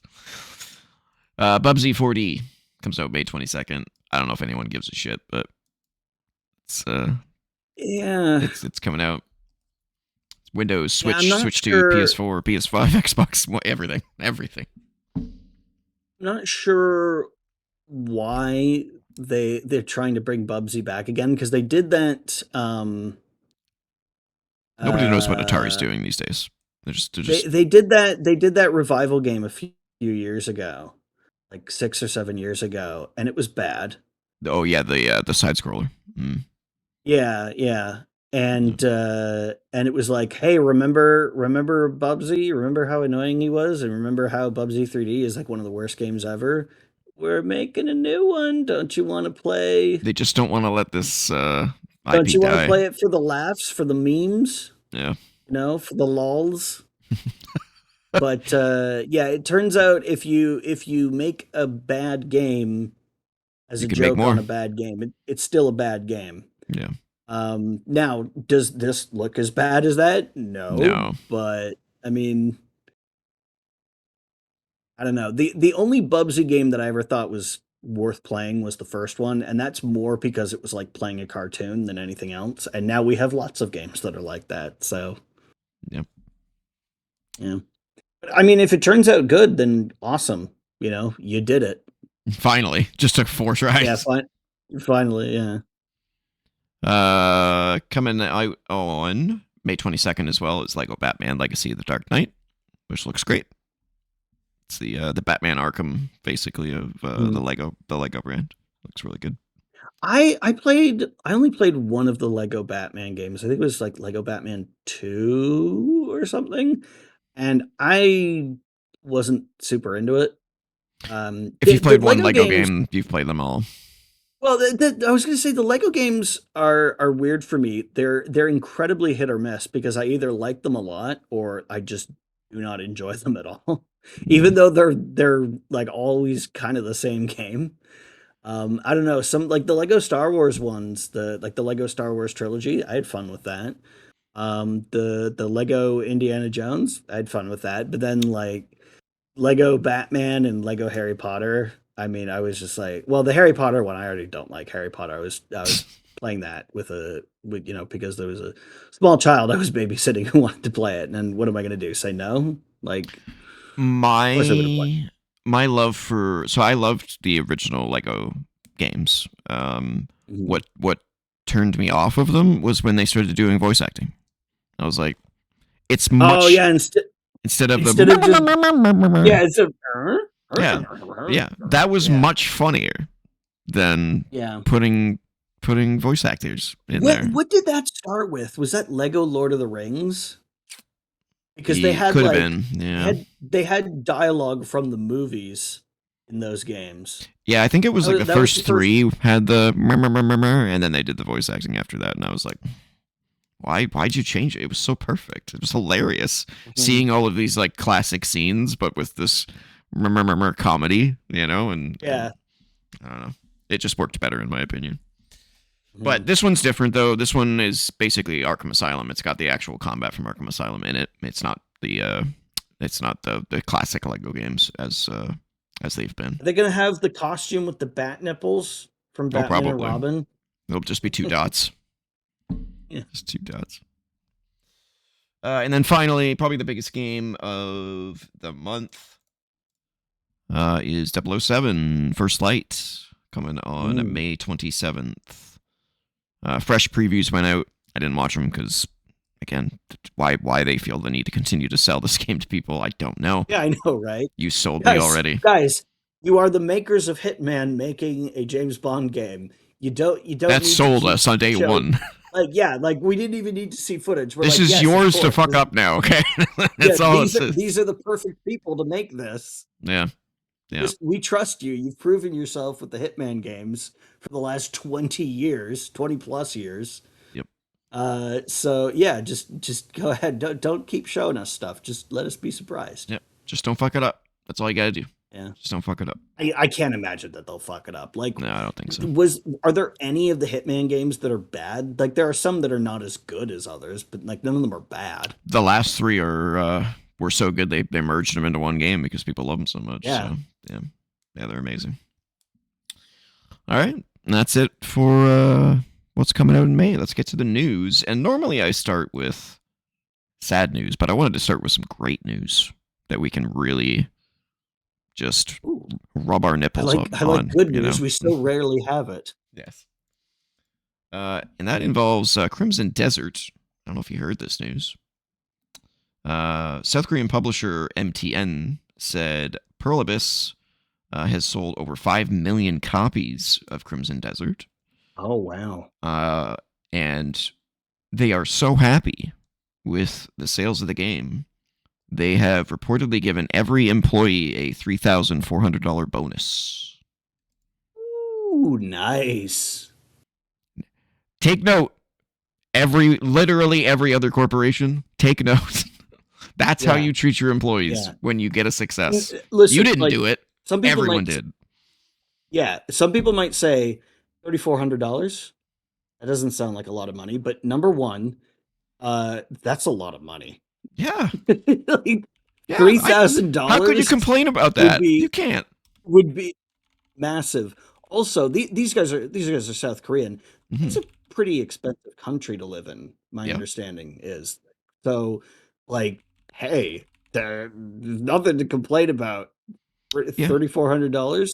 Also, when you multiply that by the number of employees that there are, that comes out to a lot of money.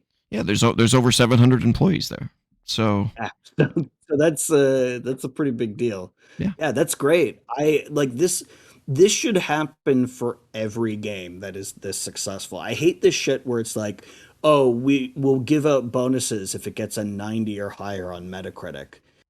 Because it's such a nebulous thing. Like 90 by when? Like, does it have to hit 90 ever, or does it have to hit 90 within the first month? And it's like, also, like, Metacritic scores can just be tanked by hate campaigns, you know, Mm-hmm. putting out like a bunch like so it's such a it's such a bullshit excuse.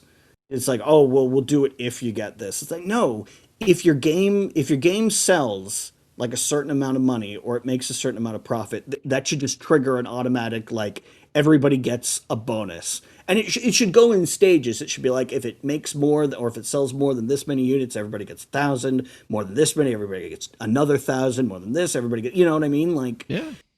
every level, like every milestone of massive financial success would accompany the people who made the game sharing in that financial success. If you make a way more money than you were expecting to, some of that should be passed on to the people who made you that money. Yeah, that's $2.5 million in bonus that they paid out. Yeah, yeah, that's it's, Roughly. that's awesome.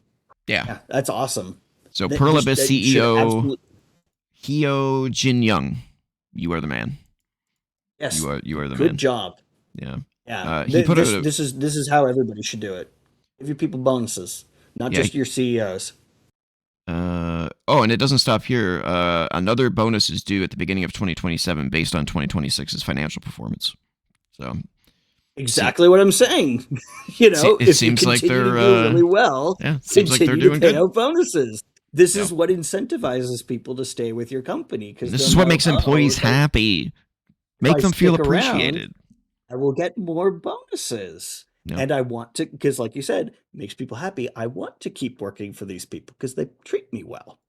Yeah. Yeah, he said in an internal statement, quote, I express my deep respect and gratitude for the hard work of each and every one of you who created a product, sorry, that the world is enthusiastic about, and am paying a celebratory bonus for achieving 5 million sales to all employees who have silently fulfilled their roles in their respective positions. Yeah. It's great. Love to see it. Would love to Love to see see even it. more of it. Please fucking learn, corporations. Take your Yeah. greed and shove it, and treat your Well, employees. specifically, shove it back into your Yeah, employees yeah, because they are the ones who make you that money. You exactly. don't need a $10 million bonus, Oh, but you already but get paid. Shut up. You're yeah, an yeah, asshat, you already man. get paid too, and you get paid way more. Why Yeah, do you need that money? Yeah, exactly. Go re fuck just yourself, bro. Oh well, I'm reinvest. the king. You're Yeah, something, like all right. the clearest example of this, of like why you need to reinvest in your employees is Halo Studios because they're going over to Unreal because nobody fucking knows how to use the engine that they built for Halo Infinite because none of those people still work there anymore Yep. because they left or they were laid off or whatever, and nobody who built that tool works there anymore, so Yep. they're going to Unreal because it's widely documented. If you had kept those people on, if you treated them right, paid them well, and not fucking fired them, so that you Mhm. could, save so much money on your fiscal earnings and not have to pay, whatever tax bracket it would have put you into, you would have had a team of people throughout the entire development of the game who know how every single line of code in that engine works instead of it now being a mystery. Yep. If you look at the credits for Halo Infinite, it's got like the longest credits I think I've ever seen. It just goes on fucking forever because they credit every person who worked on the game, and because they went through so many people, so fucking many people. It's a million names long. But if Mhm. you reinvest into your company, and that means making sure that the people who make your products are happy and are healthy because they're not being worked 80-hour weeks from start to finish. If you make it a good place for them to work where they enjoy it and they are treated right, it will make you the best games in the world. And And you it's not will just you for will game have a developers. team. It's literally every corporation in Yeah, yeah. existence. Like whatever your product is, Yeah. having happy employees makes you produce a better product or service because the people are enthusiastic about it and they Mhm. will stay there, and you will benefit from the years of experience that they get continuing to work at this one company instead of changing jobs every 2 years. Yep. It's Yeah. it's it's Be thankful mind-boggling that the that this people is under you still a work for you. Like, be thankful that these people work hard for you. You know. Yeah, because you can't make the game by yourself. No Nope. matter how much they try to sell you on, oh, you could just vibe code it and do everything with AI. No. Yep. Even with all that, you can't do it yourself.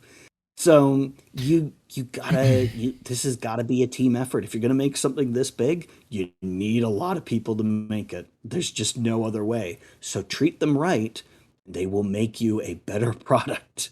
It's it's it's so simple that it's infuriating when people either don't know or don't care. And it doesn't matter which one because both are equally infuriating. Don't gotta tell me, man. I worked Treat for a your guy who we helped build his small company up from nothing, and he sold the mm, company for many millions of dollars. yeah. Guess what all of You his saw none of it. yeah guess what all his employees got? Nothing. Big fat fucking zero. Big fat fucking nothing. In fact, several of them were Thanks not for even making me a millionaire, guys. yeah. Peace out. Yeah, yeah, Yeah. yeah. Assholes, man. Yeah. All right. Well, Not these guys, congratulations. because they're actually treating their employees right. Yep. Good job. Congratulations to Pearl Abyss. Congratulations, guys. Mm. All right. Next up. By the time you It's hear really sad this, that we need to highlight that, but I don't that's mind simply the way highlighting it, yeah, yeah. but you're right. By the time you It's the hear Steam controller. this, the Steam controller will be out and available for you to It's order. apparently quite good. It's apparently quite A good. lot better than the last one. It's a little expensive. It's 150 bucks It is. Canadian, 99 US. But it's apparently quite good. I'm still not going to buy it because it has the buttons on the grip that I absolutely want to punch someone whenever I have a controller that does that. You can turn those off. Yeah, but I don't want to, like, when I'm playing, I don't want the Yeah. grips to move in any way. I want my fingers to be solid. I mean, I'm not going to be buying one either because I have a No. perfectly, Xbox controller's serviceable fine. Xbox One controller, which is, basically what this is, except this has, this has got the touchpads, it's got those extra buttons, and it's got like the fancy, like wireless puck, which apparently has like really, really good latency. Even if you have a bunch of other ones connected to it wirelessly, it's still apparently It's very very good. low latency. And the Yeah, battery life's great. Gamers Nexus did a whole like breakdown on the different conditions. Mhm. Like having one controller, having 8 controllers, all wirelessly transmitting, and they showed like the latency on it. Mhm. It was quite good. So Yeah, it's excellent. uh Yeah. yeah, nicely done, Valve. I don't need one, but No. for the people who need one or want one, Agreed. great.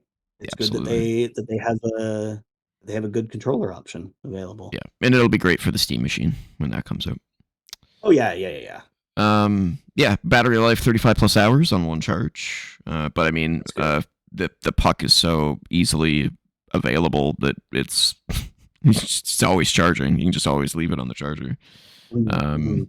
But it also has the next generation magnetic thumbsticks with TMR technology, so literally never going to have stick drift, which is Yeah.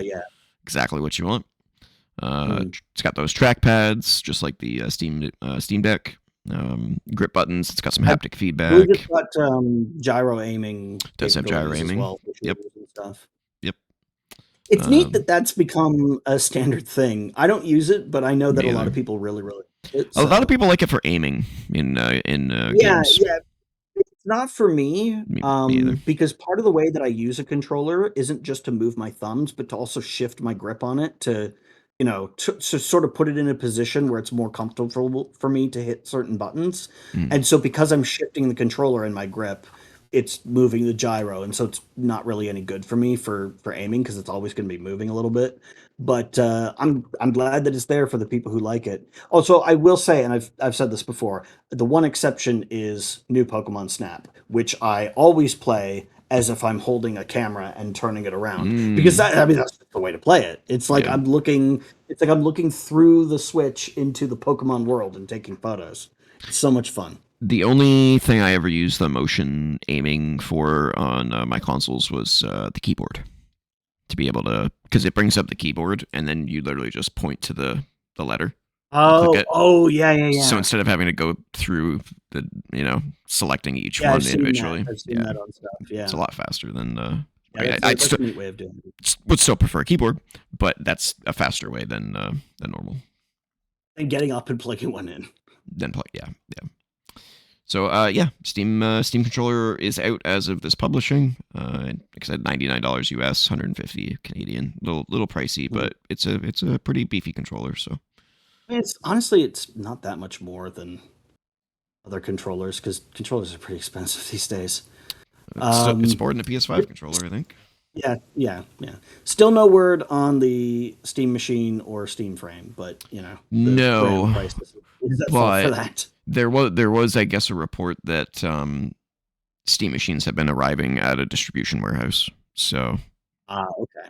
that's a sign that they might be gearing up for a release probably Yeah, well, later this it year. wasn't a question of whether or not the design is done. It was a question of Oh whether yeah, or not they can get enough RAM. So yeah, if they've been able to secure a shipment of RAM, then it wouldn't surprise me if they've started manufacturing them. yeah. All right, let's get to the sad news. Um, that's not the sad news. Well, I mean that is sad news, but I didn't even realize this was playing because fuck YouTube, right? Yeah. Uh, Spiders, the developers of Greedfall, has confirmed that it's shutting down and will cease operations immediately.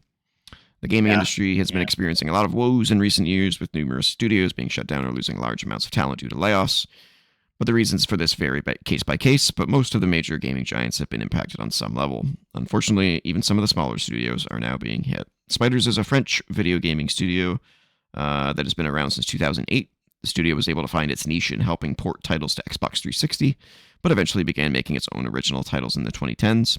The team is best known for its work on the RPG series Greedfall and operated in the AA space, a term often used for mid-budget titles. Greedfall found success and sold over 2 million copies in its first 3 years, prompting Spiders to develop a sequel, which entered early access in 2024 and saw a full release last month.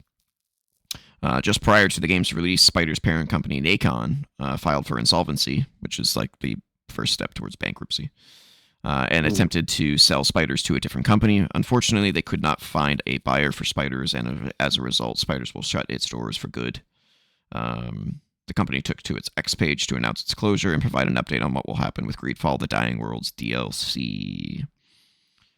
So thoughts go out to Spiders. It's nice that Nacon at least did their best to see if they could help them. Yeah, But it's weird that nobody picked them up when they just had a game, like a sequel release. Like it if it's a didn't do new well. game, I could. Oh, okay. Yeah, people did not receive Okay. it as well as the first one. Ah, Greedfall 1 was kind of like The Witcher.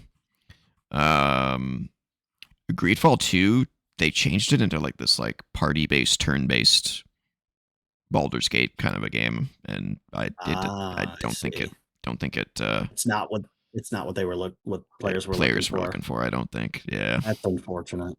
yeah, yeah. So thoughts go out to everybody at Spiders. Land on your feet. Yeah. All right. Now let's get to the other annoyingly sad news. I don't normally talk about this garbage pile on fire of a game, but we got to. Roblox. Oof. Yeah. This gets bad.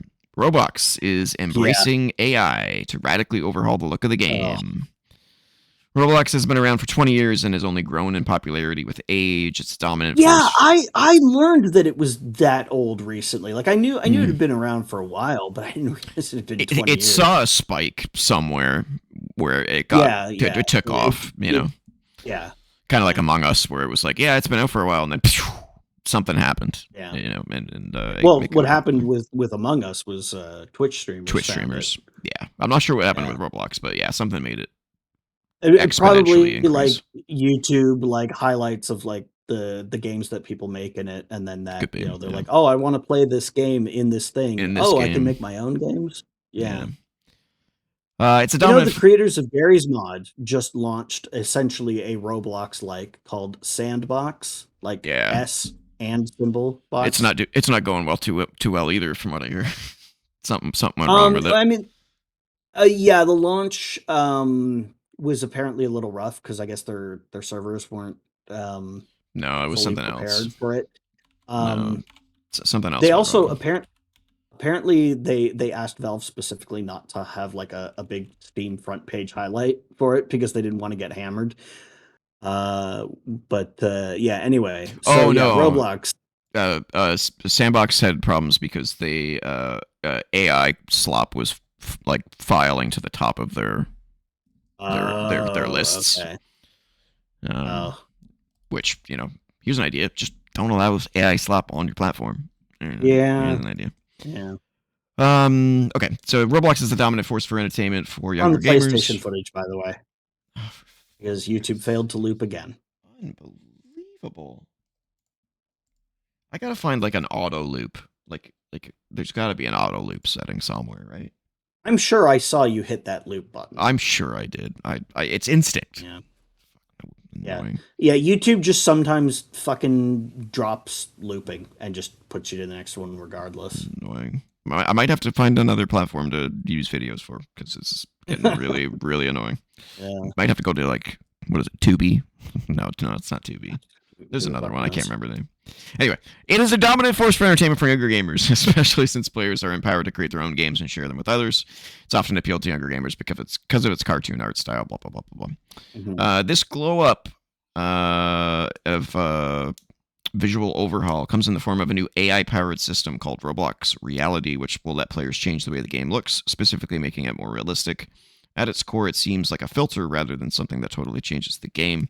Roblox simple animations appear to be similar, if not identical. Characters still tend to waddle instead of walk, or have very specific canned animations that don't vary much. Quote, Roblox Reality They is a hybrid... DLSS5'd it. Yeah, it seems like it. Quote, Roblox Reality is a hybrid architecture combining our distributed game engines, structured simulation with edge-based video game models for super sampling. That's a lot of words. Yeah, that's a lot of words to say. We feed it into An AI filter. an AI, like an image reinterpreter, like basically a generative AI that uses the screenshot as Yeah, its source material. David Basocki, I think is how you say his name. He's the I think he's the... Who is he? He See the posted guy that said that we see child predators on our platform as an opportunity? Could be. I don't know who he is. Which, by the way, that's the real problem with Roblox. Like, I mean, the AI Yeah. shit's bad, but like, How are they the not fact that facing they, federal like investigations? yeah, with all the, yeah, it like that's Child always the predatory undercurrent crap. with Roblox is like, and obviously, like, if you have any platform, there are going to be people who abuse it, and if you have a Oh, yeah. platform that has children on it, that abuse is going to come in the force of child predators. That's not Roblox's fault. That's the fault of child predators for trying to prey on children. What is Roblox's fault is that they've not done nearly enough about it. No, not even Because close. they don't want to, they don't want to do anything that might restrict more people using it and thus buying Robux and making them money. Yeah, I watched a bunch of like investigative videos about like how rampant is the not child friendly stuff on Roblox, and they were this guy set a timer, and he's like, all right, I'm gonna set a timer, I'm gonna join a random server, and we'll Time see to adult content. Yeah. until I get adult content, and it was like 28 seconds or something like that. He's like, oh look, a penis is walking by. It's like, this is a kid's game. Yeah. To all the parents out there, if you let your kids play Roblox, maybe you should. Maybe you should probably. They need to do what Second Life does, and they need to have a version of the game. Like I talked about this before. They need to have if you're a child, you are limited to these areas that are explicitly child friendly. Yeah. And if you're an adult, you can go anywhere. But also, maybe if you're an adult, maybe you go into a different instance than the one with children. Maybe you could play this game that's rated as child safe, but maybe you don't go into the same instance that, child players are on. Yeah, I assume you have to give your age when you sign up for this game. I assume. Mm-hmm. But I mean, you have to enter your date of birth to sign up for pretty much anything. Yeah, exactly. So it's like, if your date of birth is not a minor, then maybe they should have them all in adult only rooms and servers. Yeah. And I don't fucking know, dude. It's a huge problem. And like, obviously, you're gonna have people who lie about their ages, but like, first of all, at least now you're trying something, and then for the people who lie about their ages, this is when you bring in like actual human moderators to, go and solve. Well, why would we do that? We're making billions of dollars. Yeah. But if we might make a fraction less of that if we have to pay moderators. Can't have that. Can't have that. I can't have the yacht with the silver accents. It needs to be the gold accents. And if I pay moderators, I might have to wait an extra 2 weeks before I can afford those gold accents on my third yacht. Those gold accents. Yeah. Yeah, man. You don't want to show up at the yacht club with only the second best option. You want those gold like railings around the edge. Solid gold. They can't be What gilded. They got to be what solid I gold. would do with the money that these people have, you know. Well, I was watching that's the thing. That's what they do because they're unimaginative. It's like, what could I possibly do yeah, with all this money? End they world really hunger? are. No. I need to have I need to have five giant boats, despite the fact that I can only be on one at a time. I don't know. You probably haven't watched it, but the Hulk Hogan documentary came out recently. No, no. That Netflix did. I guess they like interviewed him like 3 months before he died for like an actual like normal Hogan documentary, Documentary. and then he died. Yeah. So then they changed the last episode to be all about him in his last days. Mhm. Um, but I was watching it, and Hogan's wife or ex-wife was talking about how like when Hogan hit the big time, and all of a sudden they became millionaires. They're like, oh, and of course, we ended up partying it up and doing drugs, and I'm like, why does money equal idiocy? What? Like Well, my people first thought suddenly they would your first thought if I gave you $1 million would be to go buy cocaine? Because apparently it is for Linda and Hulk Hogan. yeah. I was like, Yeah, what? it's now that we have the ability to do anything, let's do everything all at once. And this is how a lot of rich people end up going broke. Is Good, fuck because them. they want to experience it all at once, and then they end up blowing all their money. Yeah, it's like the people that win the lottery, and instead of like going to a financial Oh, expert and being like, how do I yeah. like How do I maximize the invest shit out of this? wisely? Yeah, Yeah. and they You just just blow they're it like all they on blow it in a a year. big house or something. Yeah, Yeah. They buy a big mansion, and then it's like, then they have to sell the mansion because not only are they out of money, they don't realize that like big mansions like that have upkeep costs yeah, massive because heating bills and it electric bills yeah, and yeah, yeah, fucking idiots, man. because People are just all stupid. buildings have maintenance costs, but now You know that you what? own the building, you're paying it, and it's The a big lottery building. the lottery needs to have an IQ test. It's like you Yeah, won the and not lottery, just a okay? skill testing question. Yeah, not just a skill testing question. You win the lottery, you take an IQ test. If you're too stupid, you can't have this money because we know you're gonna fucking waste it. Yeah. Or here's what you do. Here's what you do. You do that. You remember there was that thing where it was like a lottery where if you won, you got $1,000 a week for life. Yeah, cash for life. Mhm. Yeah, yeah. They need to dish it out like that. It's like you will get instead of $1 million, you'll get $50,000 every month. A lot of money Mm. that you can do a lot of stuff with, but you're not going to blow it all at once and go crazy. Well, you know what's funny It's about like that is that you need you what? cash for life gives you the option of taking a lump sum. Oh yeah, they do, don't they? Mm, Yeah. yeah, Yeah, that's a terrible it's less idea. money than what you would get if you took Yeah, the but you get it right away. but you get it right I away. know. Take Yeah. the $1,000 a week. Well, people are like, it's not legally transferable. So if you die, no one but gets the benefits of it. Like it doesn't like Ah, transfer yeah. to a loved one. So they're like, you should probably take the Yeah. money. But then I'm like, Well, if you yeah, can't predict the future. if you're old enough, like if you're 80 and you win cash for life, yeah, Oh yeah, take the lump sum yeah. because I you want know, cash for life. I only got 2 left, but it's fine. Give me yeah, the lump sum. yeah. But Yeah, but if you're young, yeah, if you're like our gamble. age, like yeah, Yeah, take the cash for life. take the $1,000 a week. All right. I don't know how we got on that tangent, but let's move on. Yeah. Also, did you know that Roblox is apparently losing like $1 billion in value or something? Good.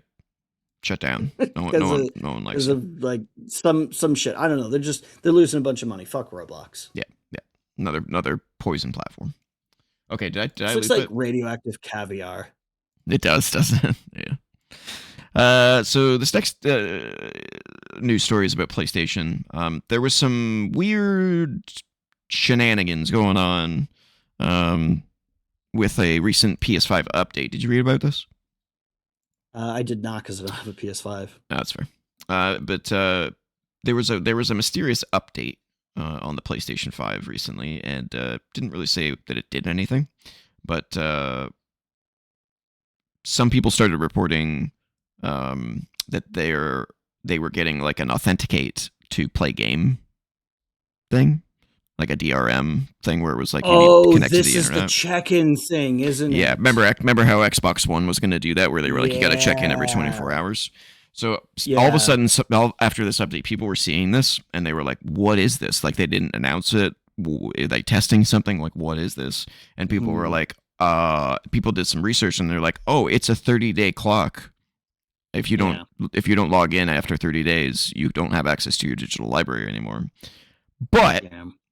PlayStation, for some reason, uh, finally broke its silence and cleared up the misunderstanding, as it were.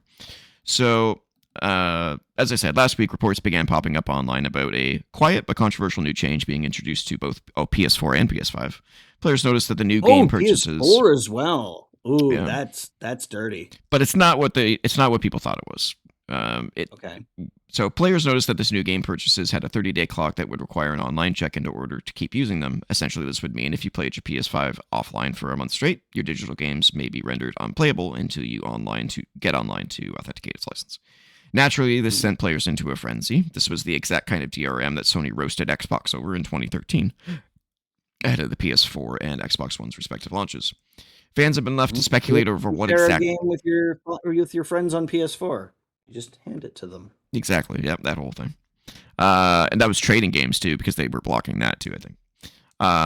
Fans have been left to speculate over what exactly this means for PlayStation, but we're left without concrete information. Thankfully, Sony has finally broken its silence on the matter, and in a statement to GameSpot, PlayStation confirmed there is a one-time check-in to confirm the license, but beyond that, players won't experience any interruptions. Quote, players Okay. can continue to access and play their purchased content as usual. A one-time online check is required to confirm the game's license, after which no further checks are required. Ultimately, it doesn't seem like this will cause too many headaches. Most players are already connected online, and when they purchase or download a digital game, they need to be connected to the internet anyway. It's believed that Yeah. this check is partially done to prevent anyone from getting a refund for a game and then taking their system offline to continue using it without a valid license. Yeah. So that's probably why they didn't make that announcement about the update, Yeah. because it was basically just like a back end thing to Yeah, that's to what I was gonna fight say. It piracy. sounds like it sounds like it's a change to the way they handle that stuff internally, so they needed to issue an update for this one-time check-in thing, which yeah, okay. Yeah. Sure. So good that it's not what people thought it was. Yeah. And the only thing that's weird to me is why it took them so long to clarify.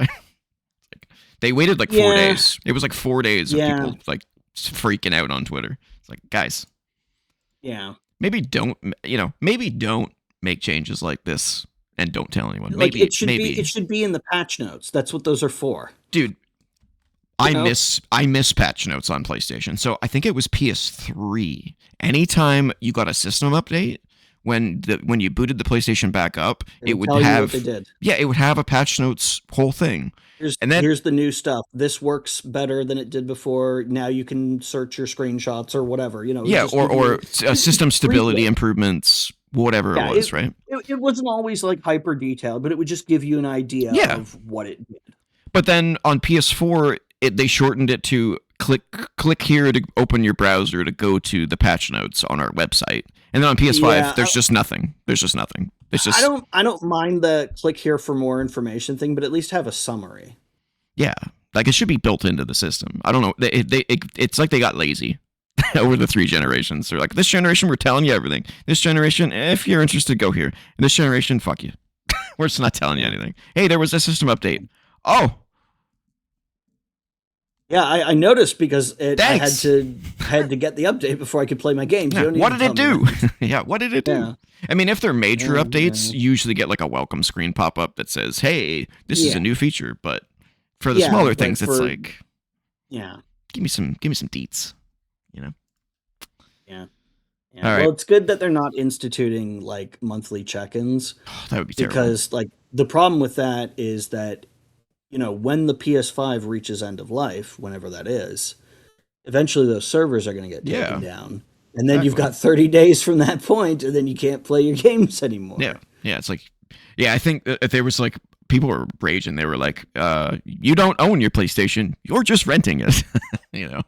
It's like, no, I mean, that's not what's happening. Steam does have, I believe it is a 30-day check-in, where if you haven't connected to Steam at all and you've only been playing it offline, it will say, like, it will prompt you. But also, Steam isn't a physical platform that's going to be abandoned. It's a software platform, So Mm. those authentication servers have been there for 20 years, 20 Yeah, I guess plus years now. the only downside to digital games is if PlayStation goes out of business or Steam goes out of business, which I understand is Yeah, unlikely. You're fucked. unlikely, but Yeah, possible. yeah, We can never say that it's impossible. yeah. But you're fucked if that's the case. That's crazy Well, I to mean, think about, right? this is why, this is why, if that happens, all the websites that offer cracked versions of games are, like, gonna find themselves with a lot of new users. Yeah, definitely. Like, there's a way around it. It's not quite the end of the world, but man, would it be a pain in the ass to do that. Hmm. All right, just some small ones here left. I don't really have much to say on this one, but Atomfall, Rebellion's post-apocalyptic survival game, is getting a TV show. Oh, That's it. oh, I wonder if this involves their like TV and film production division that they have at Rebellion. It says co-produced by both Rebellion and British production house Two Brothers. And that'll be it. Yeah, that'll be, because I have mentioned before, they do have a branch of that company that's involved in, like, visual effects production. So that There you go. it makes perfect sense. Yeah. It says the show will be written by Harry and Jack Williams and executive produced by the pair and Alex Mercer for Two Brothers, plus Jason and Chris Kingsley. It's going to be CBE. produced by the guy from Prototype. Alex Mercer, that's true. And Ben Smith for Rebellion. There's no word on a release schedule, nor where the show will be broadcast, streamed, but I'm sure they will announce that at a later date. So yeah, just a little thing there. In other news, the Resident Evil movie from Zach Kreger, I think that's how you say his name, has been revealed, as we're seeing on screen here. Hopefully, I don't get a copyright strike. I seem to always get a copyright strike from movie Yeah. stuff, which is bullshit because it's on YouTube, guys. It's on YouTube. It's there to promote the movie. We're Yeah, talking about it. We are promoting it by yeah. talking about it. I've actually reached the point where I've received enough of these ludicrous copyright strikes on YouTube that I fight them now. I'm like, no, Yeah. I'm fighting them. I'm disputing them. I stopped. I was editing videos to edit the stuff out, and I'm like, fuck this. This is all under the fair use policy. You guys can go screw yourself. Yeah. If it's on YouTube, I can react to it. That's sorry. You put it up there. That's the whole point. Yeah. Is it's out there to promote. You want people to re-show these things in their videos and talk about them. That's how you build marketing hype. Absolutely. We're doing your job for you, Sony, and we're doing it for free. Exactly.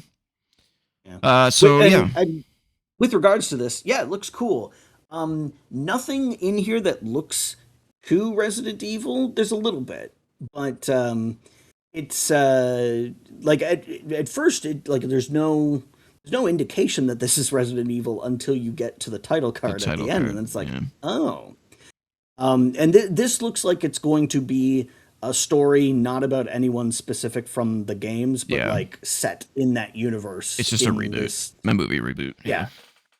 Which, like, honestly is fine. After that, what the fuck was it called? Welcome to Raccoon City movie. Oof, yeah, Nothing awful, can be apparently. worse than that. Nothing can be worse than that. So it's already got that going for it. And like this is a filmmaker with, like, a proven track record. And this looks like it could be cool. Looks scary. Yeah. Yeah. I'm interested in figuring out why he seems to be alone. Where is everybody? I mean, maybe they're all zombies. I don't know. Yeah, maybe they're all zombies. Yeah. Yeah. Does this take place in Raccoon City? I don't know. Who knows? Yeah, it's a good teaser trailer. I read somewhere that it might be taking place at the same time as Raccoon City, so maybe that footage of him being in the city is in Raccoon City. Who knows? I'm sure we will see. All we But know, yeah, besides what we've seen here, is that the film stars Austin Abrams, Paul Walter Hauser, Zach Cherry, and Callie Reese. That's it. It's from Constantine Films. Um, and yeah,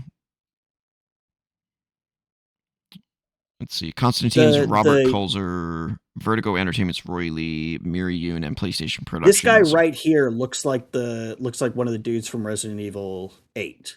Big fat dude. Yeah, he does. He Kind looks of like the looks like seller. that. Yeah, Yeah, yeah, the yeah, yeah, shopkeeper. Yeah. yeah. But like I'm looking at this and I'm really liking the use of lighting. Yeah, it's very dark. Like the like when he fell through the manhole, hmm and had like the yellowish light coming through and illuminating it. It looked I, really good. I Like kind of get I Christopher Nolan vibes from the visuals. yeah, yeah. I Dark Knight. just I dig like really good lighting, really good use of color and contrast. It's just awesome. Yep. So we'll have to see how that turns out. September 18th is the release. Um, I'm That's not still far away. no, it's pretty close. I'm still bummed that the TV show got canceled. I seem to be the only one who liked it. So. Yeah. Yeah. All right, and that brings us to the PlayStation monthly free games for May 2026, and it's an okay one. So we got Nine Souls, which is what you're seeing here. It's a Metroidvania. It's Mhm. very well regarded. We also get Wu Chang Fallen Feathers, the Souls-like action RPG, and EA Sports FC 26. Yay! Not a great month. There's not a single word in that title. No, It's just sports. abbreviations and numbers. Oh, sports. You're right. You're Yeah, right. EA Sports All right, my FC mistake. 26. Yeah, You get one word, and then one word. everything else is an abbreviation or a Imagine number. if it was just EAFC 26. Yeah, well, that's what my brain translated it Yeah, into. yeah. So yeah, I think I tried Nine Souls on um Game Pass, but very briefly. So maybe I'll give it more of a shot on PlayStation. But and Ooh, I have zero interest in Wu Chang Fallen Feathers, and definitely zero interest in FC 26. yeah. So not a great month, not for me anyway. And that's it for the news, which means it's time for us to catch up on Screenshot scope. Screenshots Scope Yeah, because we are weeks I have behind. yeah, I have good vision now since Nice. I didn't have another eye. Well, I shouldn't say I have good vision. I don't have You vision don't as have bad as it was last week after my fucking eye exam. you don't have giant pupils. All No, right, I don't know. don't have giant pupils. Like Mr. Burns, you know. Yeah. All right, let's see what we can do. We got weeks to catch up on here. What do we got? What do we got? What do we got? Walking Dead, maybe? I It's got like an almost kind of cell shaded look to it, maybe. Kind of looks like Telltale Walking Dead, maybe. nope. Nope. Okay. 71. Well, it was worth a try. Oh, it's Days Gone. Pretty sure. Oh, okay, yeah. That would make sense with that score. Yep, Days Gone. Boom. Highly underrated game. Check that game out, people. It's really good. Yeah, Dante says check it out too.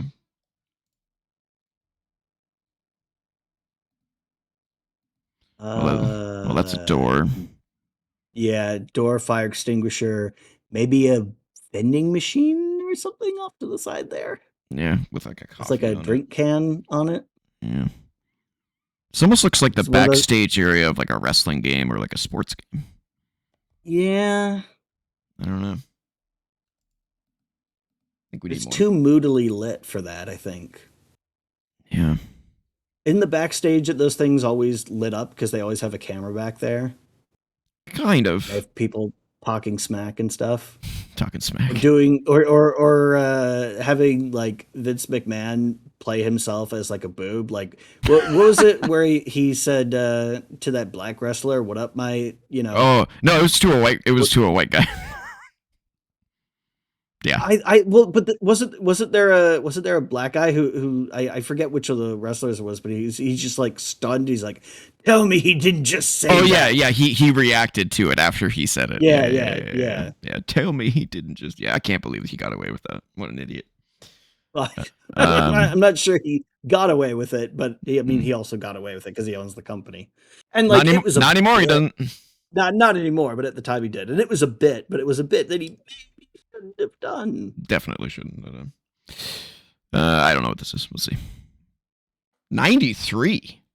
What? Oh my goodness! Could this? No. No. Wait a minute.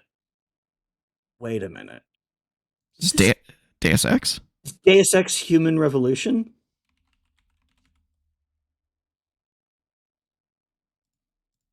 No. Oh, it's Damn. we've seen this before. It's Splinter Cell. Oh, it is Splinter Cell. Yeah, yeah, yeah. It looked like the newspaper company that you well newspaper, the news media organization that you go to in Montreal in Human Revolution. That's the fourth one. If that doesn't give it away, I don't know what would. Yeah. Yeah. That's funny. Those games were good. Yeah, man. This looks pretty newish. Oh, Yeah. I think this might be Ghost Runner. Oh yeah. Yeah, yeah, yeah. I think you're right.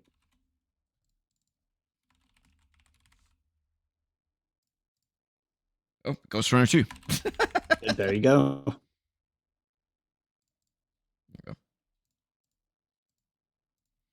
Yeah, We're working through this today. yeah, man. Well, we have to. We got a lot to catch up on. Oh, I have no Yeah. idea. Oh, that's no good. That looks like Captain America's shield. Really zoomed in, but it's not. Or like where a person's neck connects to their shoulder or Oh the yeah, collarbone. yeah. I have no idea though. Oh Oh, come on. Well, it's clearly lava or maybe a no, sun. that's a sun because there's space there. But what's this Oh, yeah, yeah, here? yeah. You're right. I was Oh, like, maybe that's like it's wall. FTL. It's FTL. Oh, okay. There you go. Yeah. Oh, yeah. That's 100% of DL. Mhm. I could never beat that game. That game is hard as balls. Mm-hmm. Great game though.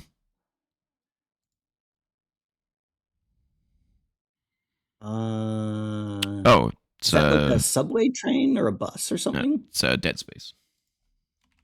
Oh, okay. Well, it's like the tram in Dead Space. I recognize a vent like that anywhere. You don't go near those because they come out at you. Yeah, yeah. And the game still looks like really gorgeous. Yeah, the remake is amazing looking. I Oh played the my remake. It's the only one I've path played. tracing in Dead Space. Yeah, Oh, yeah, yeah, I know, right? I was about to say, what if this game had ray tracing? what? Oh, okay. I was like, dude, are we gonna look at a black screen? Oh, this is Oh, it's a tree. It's a yeah, tree we're looking up at, it's Slender lit from Man, isn't it? below at night. Um, The I the don't know. pages one where you're going to get the pages. Yeah, I don't know. That one doesn't look this good, but I don't know if they got like a remake or something. They do. I don't remember what it's called though. Yeah, okay. Just type in Slenderman and see what Nope, I was wrong. yep. Okay, that looks more 2D now. Like, look at that light. Look how pixelated it is. Yeah. Hmm. It's definitely 3D, but maybe it's older, or maybe it's being run through like a really heavy grain filter to make it look like old footage or something. Yeah, I don't know what this is. I'm not getting anything. It's a really fake ass volumetric lighting effect. I'll say that though. Hmm. Why does it get dim right after the light source and then gets Yeah, bright? right. Yeah, If it's light streaming out, it should be brightest there. that's funny. Ooh. PS2 exclusive. Oh, it's probably one of the Fatal Frame games. No, it's not two because I played that. Let's go with one. No, it's not. It's not Fatal Frame. Oh, oh no, no. I was gonna say Silent Hill Homecoming. That's not on the PS2. Um, I don't know what this is. Horror survival stealth. Interesting. Stealth. I got nothing. Yeah, I got nothing either. Okay. Oh, this be Deadly Premonition? Could be. I haven't played it, so nope. Oh no, that was a 360 game. Damn it.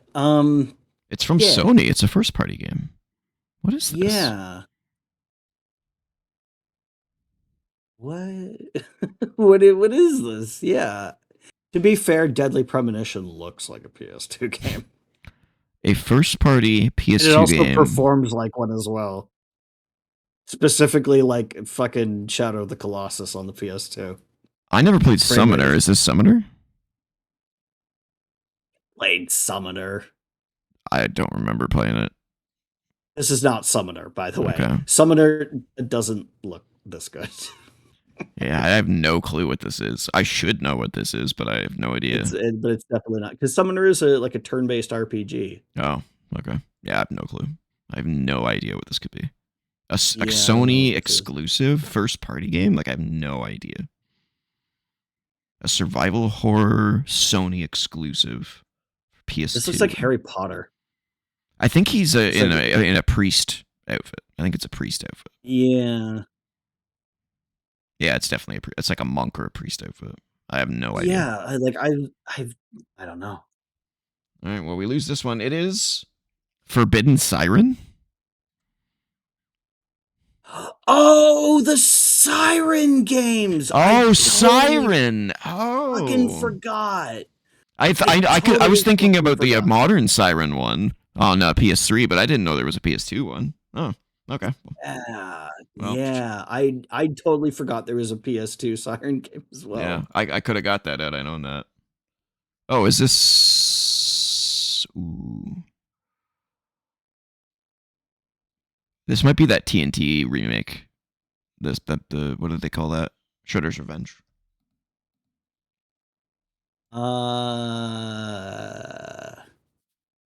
Maybe try it. I guess that could be like a cable for something. Yeah, maybe. There you go. Wow, damn, dude. You got that from I got it from the cone. Half of the VLC icon. I got it from the cone. The cone's what gave it away because I remember kicking cones in. But you remember that specific cone? Yeah, I don't know. It's just. Oh yeah, I would have 100% gotten it from those desks because I remember that's the Channel 6 news level. Mm-hmm. I can't believe you got it from the fucking cone. This looks nice.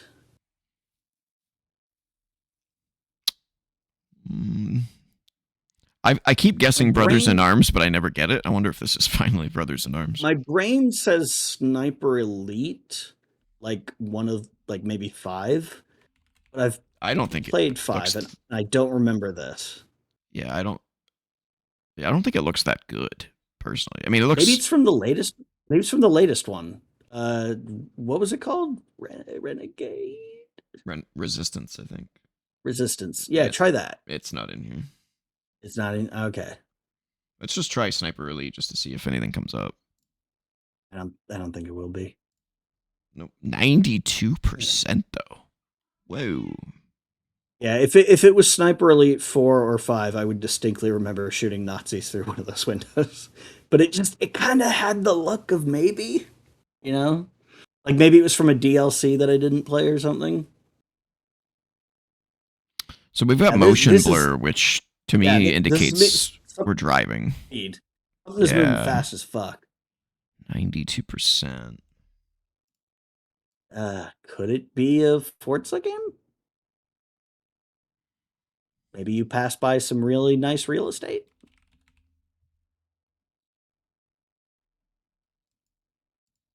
Wow. Oh, hey, look at me. Nice job. Yeah. I didn't play 4. I don't think. I haven't played any of them except for my brief time on that store demo unit of the thing that wasn't a Steam machine. I think it was the ROG Ally. ROG. Yeah, probably. Yeah. Hmm.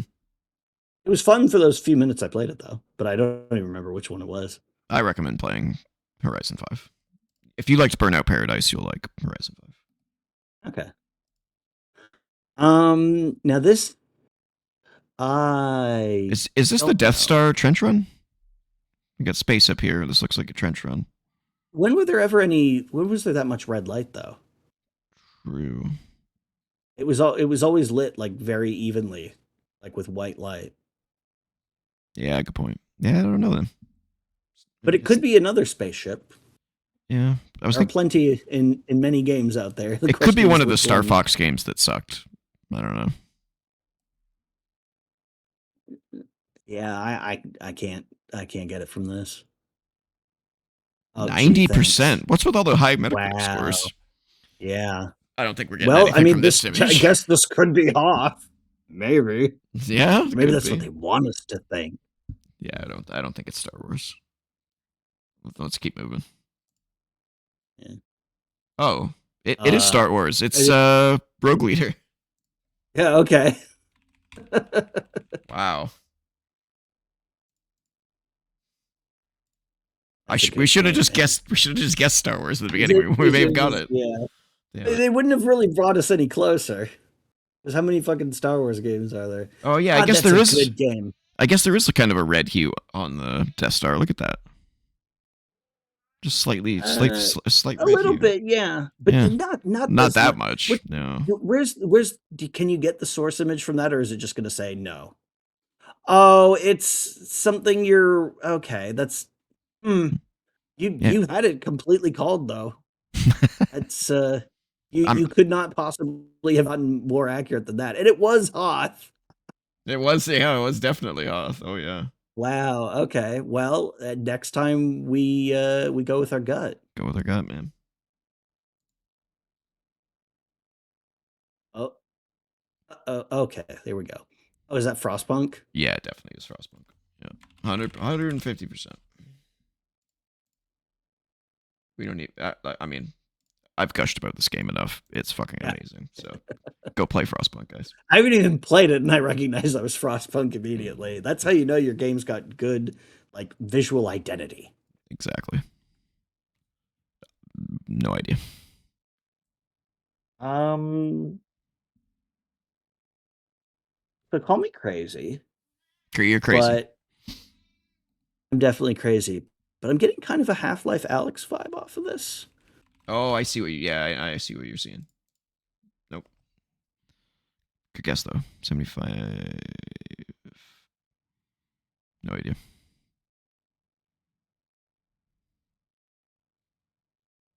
Like a visor, or is that just like debris that's piled up?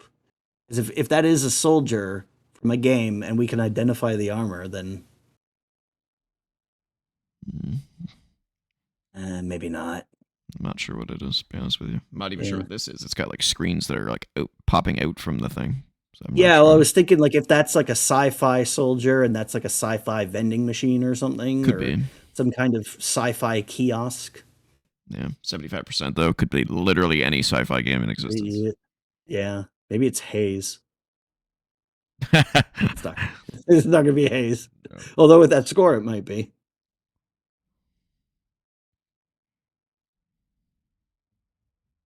I see a Uh, head. yeah. Hmm. I'm still Now not getting here's what I'm anything. wondering: is that a rack of servers or is that like a distant apartment complex? I think it's a rack of servers. I have no idea though. I'm pretty sure it is because of the screens, Mm. but it was kind of like, Is he looking out a window? Yeah. yeah, almost like I'm looking at a sci-fi building from, a block away or something. Um, Nothing coming to my hmm, mind. yeah. PS4, Xbox One era. No idea. Yeah, nothing leaps to mind immediately.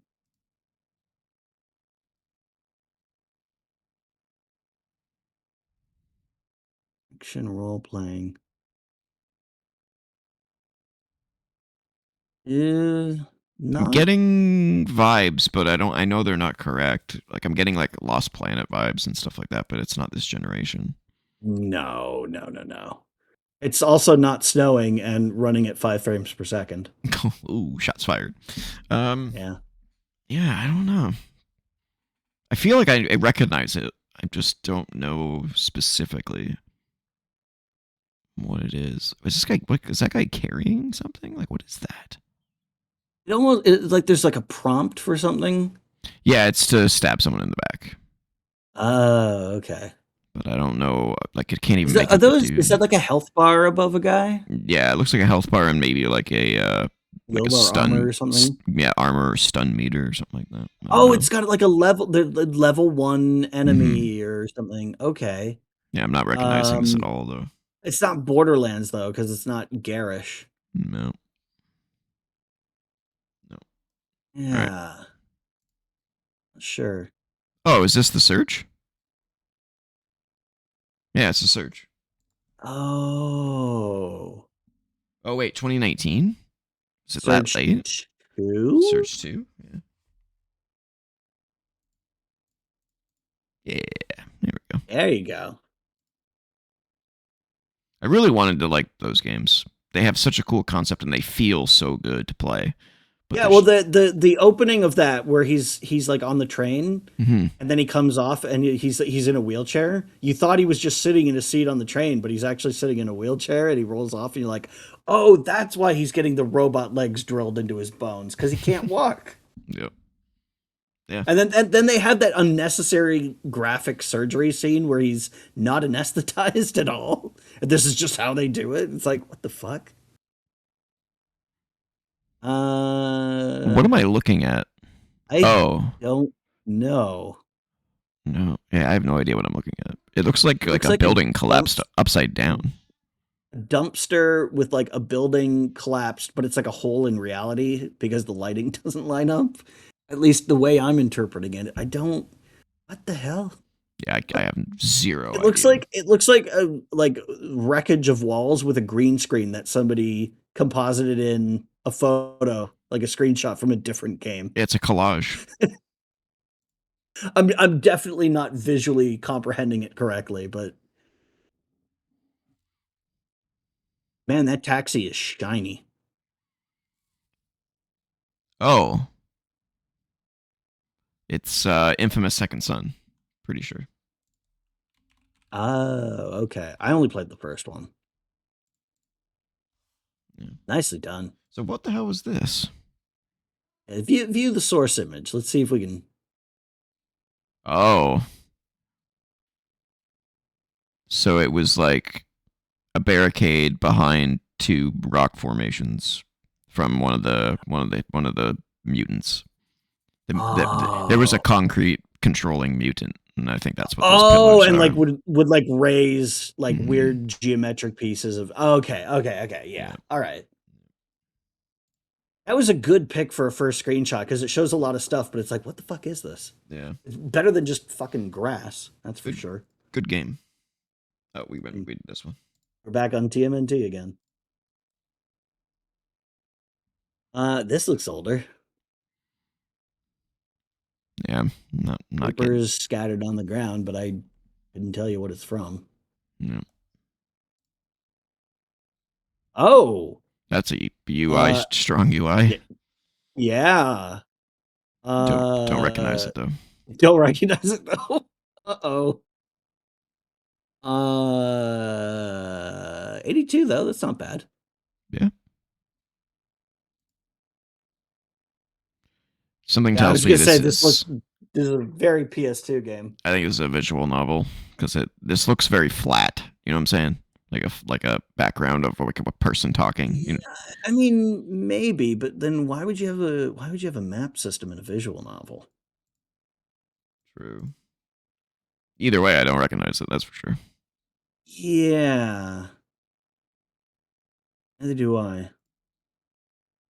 Well, it is an RPG. I'm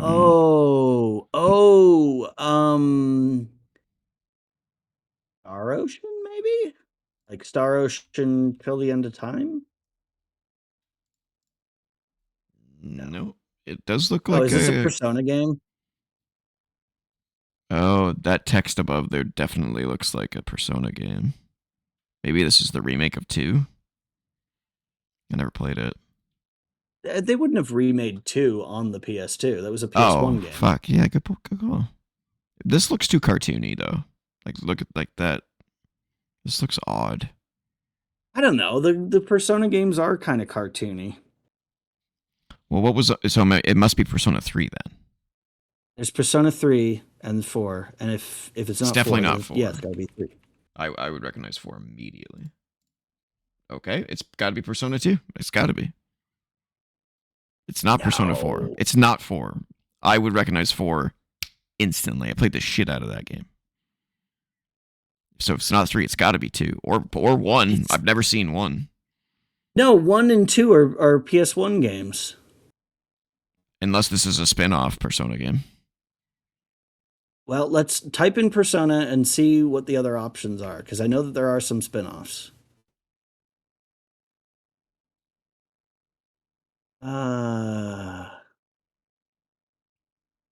Is it the dancing game? Oh, Dancing in Moonlight. Yeah, try that one. Yep, there we go. Oh no, it says it's Oh, Shin. it's SMT3. Damn It's it! Shin Megami Tensei. That's why I was like, I know it's not Yeah. 4. Okay. Well, we were so I close didn't on that realize one. I didn't realize that SMT3 had that cell shading as well. I thought that those games had a more realistic style. Yeah. Damn it. This looks pretty, whatever So we it got is. Yeah, we got a treasure chest and some boxes and some barrels. Not sure on this one. I'm not immediately recognizing what it is. Okay. Wow. 90% though. Okay. Just Yeah. more boxes is not helpful though. More boxes. These are the best boxes Oh, it's I'll ever modern. play. Well, yeah, it was definitely not old school. It was way too detailed to be like an actual Super Nintendo or PS1 game. It's current gen. But I Well, cross gen. don't recognize what it is. Me either. Definitely an indie game, but I don't know which one. Not necessarily. Oh. Oh, I know this UI. Oh, what is this? What is this? Now, is this a giant guy or is this a guy in the clouds, like a regular sized guy in the clouds, and that island is just way down below? Yeah, that. Oh, I have no idea what this is. I know I've seen this. Let me get more. Okay, I haven't seen this. Oh wow, there's a whole lot there. I have no idea what this is now. No clue. I thought I knew, but now I have no idea. That UI looks familiar, but yeah, I don't know what this is.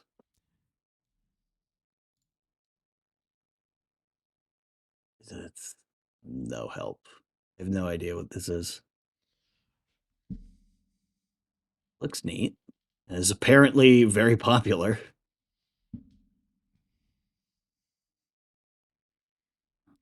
oh my god, it's on the tip of my tongue now. Fuck. Just describe it to me. It was on Game Pass, and Thanks. I don't have Game Pass. It's 2 words. What do you do in the game? What's the story? Maybe I've heard of it. I haven't played it. Like Oh well, I played like the no first help. 5 minutes. No, you pilot mechs, and then you crash at the beginning, and then you're on foot. Oh, I'm gonna know the game. I'm gonna know it as soon as the name comes up.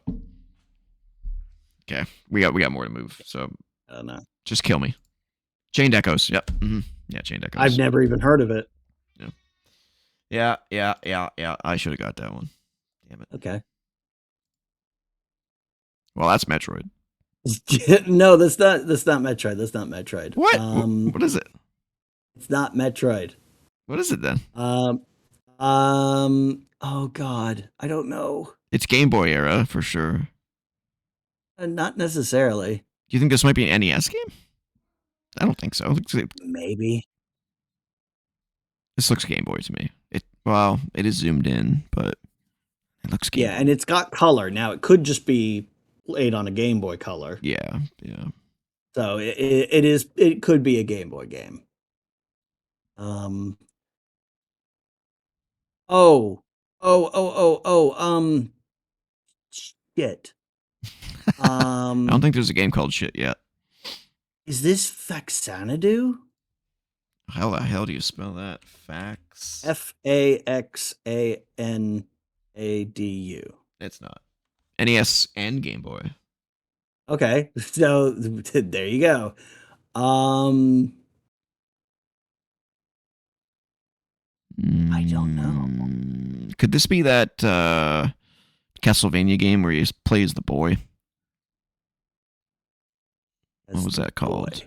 Yeah. I mean Kid Dracula? Yeah. I don't think it's Kid Dracula, but I guess we could try it.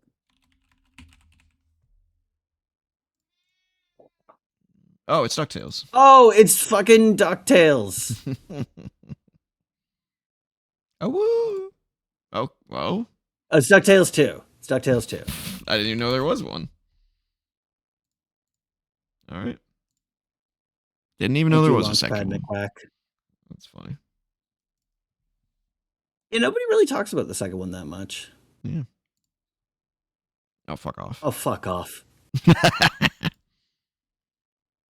Oh, is this Geist? Yeah, it might be. It's about the right score I'd expect for that game. Yep. It's Yeah, Geist. yeah. The ghost image is like Yeah, indistinguishable. the ghost effect is very distinct for that game. Yeah. It was a neat game. Decent game, but clearly pared down from what it was meant to be. You can tell they must have had more planned for that game and they had to simplify it because like it felt like a game. It felt like a game that we took out the complex stuff because we needed to get this out in time. Yeah. Which is a shame, but it was still all right. I'd love to see them take a crack at it with modern technology. Yeah. Yeah. No idea. Yeah, who the fuck knows? I can't even tell what we're looking at. 95? Oh, for fuck's sake. Holy shit. What's with the high Metacritics today? Yeah, they're just throwing all the good stuff at us today. I don't recognize it, though. Neither do I. PS3. Oh, it's Little Big Planet. Oh, really? That got a 95? Yeah, the first Is one that did. just like it's first party, so we gotta give it a high? Oh my god.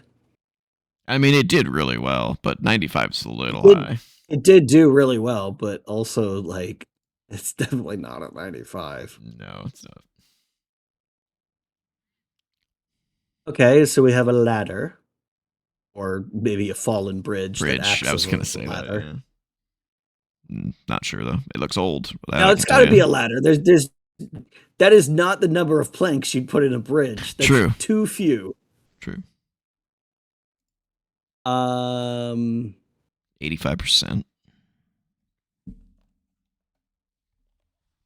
Nothing's leaping out to me. No. Oh, okay. Drakengard? No, it's PS2 exclusive. No. Could this be the Reign of Fire game? Oh god. Remember that movie with the dragons? If that's it, I'll laugh my ass off. No, okay. Damn it. That movie was weird. I loved that movie when I was a kid, and then I grew older, and I was like, why? Why don't I like this movie? That is not a good screenshot. Oh! There's a person there. It's the Lord of the Rings game. Oh, yeah. Could be. So it's probably Return of the King or Two Towers. Because that's one of the ones where you play as Frodo. Nice job. I like those games. Those are good. Yeah. Two Towers and Return of the King were great. Fellowship of the Ring was not great, but it was different Well, than the these two. the Fellowship of the Ring is in the Two Towers game Oh, really? because Oh. it starts from because you play as Aragorn and Gimli and Legolas, so Mm. they don't show up until halfway through the movie. So Oh, so they just kind the of like first fight, yeah, the first clock fight in the wipe. game, the tutorial fight is Aragorn against the ring wraiths on top of the hill. You Oh, know okay. where Frodo gets stabbed. Yep, That's yep. where they teach you how to fight, and then it's from Rivendell onwards. Gotcha. Good games. Grass. Yeah, Moving they on. were grass. Yeah, Oh, fuck. fuck. Come on. Okay. What the fuck? Okay, hold on. PC exclusive, 85%. What are we looking at here? Those pod racers? No. What is that? No. No. I don't know what Oh this is. no. Can't tell Not what they giving are. us much to work with here. Okay, clearly this is a minimalist game, whatever it is. Oh, is this Risk of Rain 2? Maybe. Wow. I Nice haven't even pull. played Risk of Rain 2. No, me either. Nice pull. That And isn't. somehow I managed to get that. I Okay. I don't want to be down on them, but this game's pretty fucking ugly. Yeah, it is kind of ugly. I think it was like a small team. Penultimate one. No idea. We have a road, And like a maybe piece of wood, maybe. stick. It's a stick. Yeah, nothing to go on here. Yeah. What the Oh, come fuck? on. Okay, Wow, 58. 58. Whoa, we're on the Wow. other side of the spectrum. I have no Yep. idea though. We're not even looking at anything. Yeah.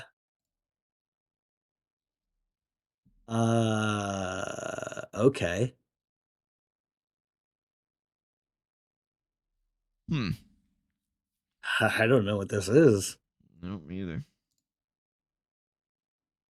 Oh. Action adventure hack and slash. Got a leg and maybe a helipad? In a scoring system. Is that a health bar, like an enemy health bar at the bottom? Yeah, it's probably a boss battle. Yeah.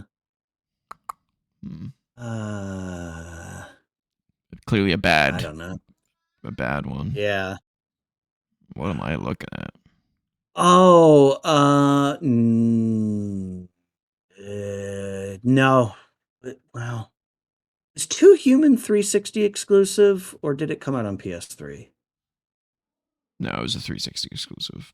But I don't Okay, think then this it's is not too Two human though. Human. Yeah.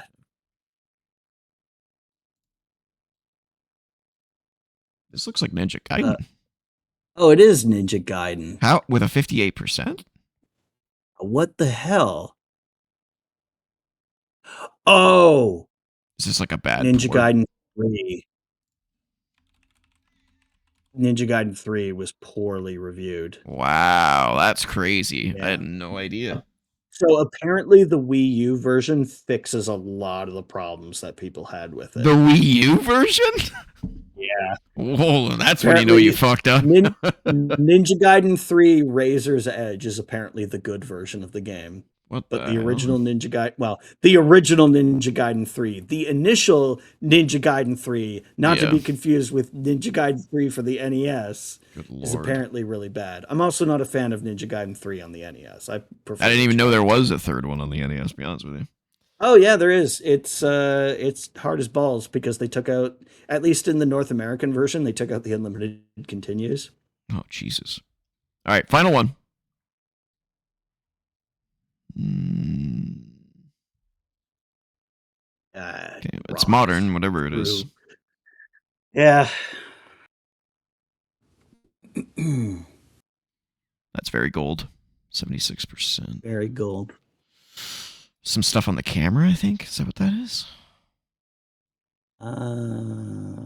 Maybe. No, it's not. Well, maybe.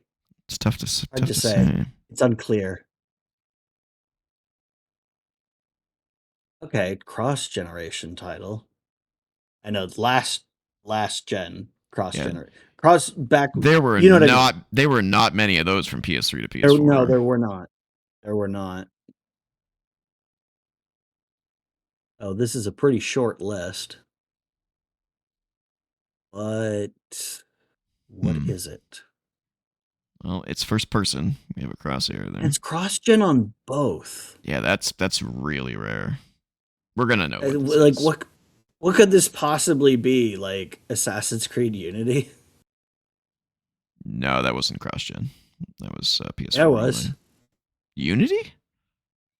I'm No. sure that it was. Black Flag was. Black Black Flag.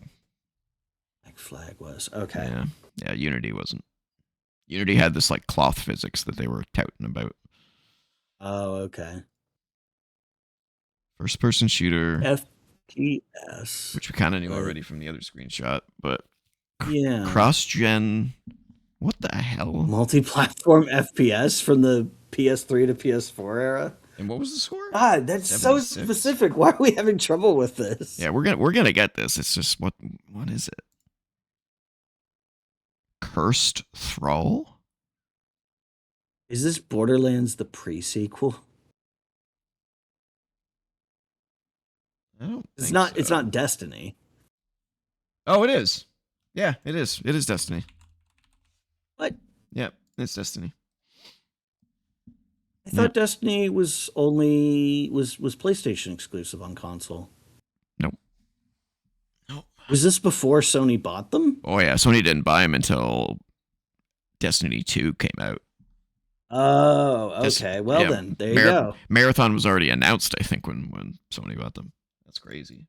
I had no Is it idea really? that it was on PS3 though. That version must have sucked balls. Yeah, Holy shit. I didn't know that Destiny was on the PS3 and 360. That's crazy. I had no idea. Was this like a low key last gen release or It something must have or been. what? Because Must I have had no been. idea. Hold on. What platforms did Destiny release originally? Yeah, PS3, Is it 360. Yeah, was this like when they did that PS3 version, Shadow of Mordor? right? Well, the problem with Destiny is that it's an online live service game Yeah. on PS3. Why would you buy it for a platform that is at its end of life? Like The that's P- why they stopped updating FF14 for PS3 because it was holding them back.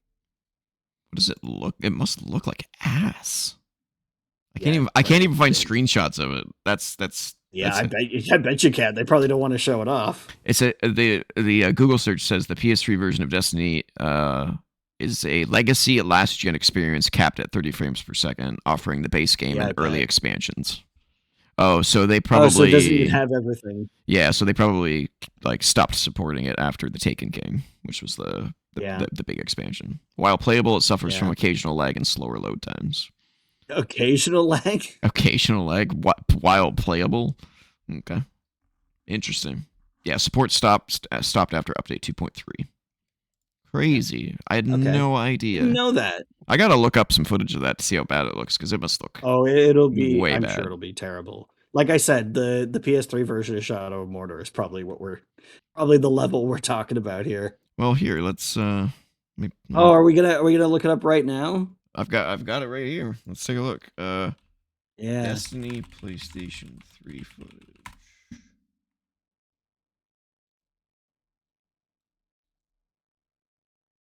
Okay, where's did nobody? Oh, here. So, there's somebody else playing it off screen. Oh, oh, that's not gonna be any Uh, good for us though. there we go. Here we go. Oh boy. Yeah, just skip to the middle of this. Beta build. Oh boy.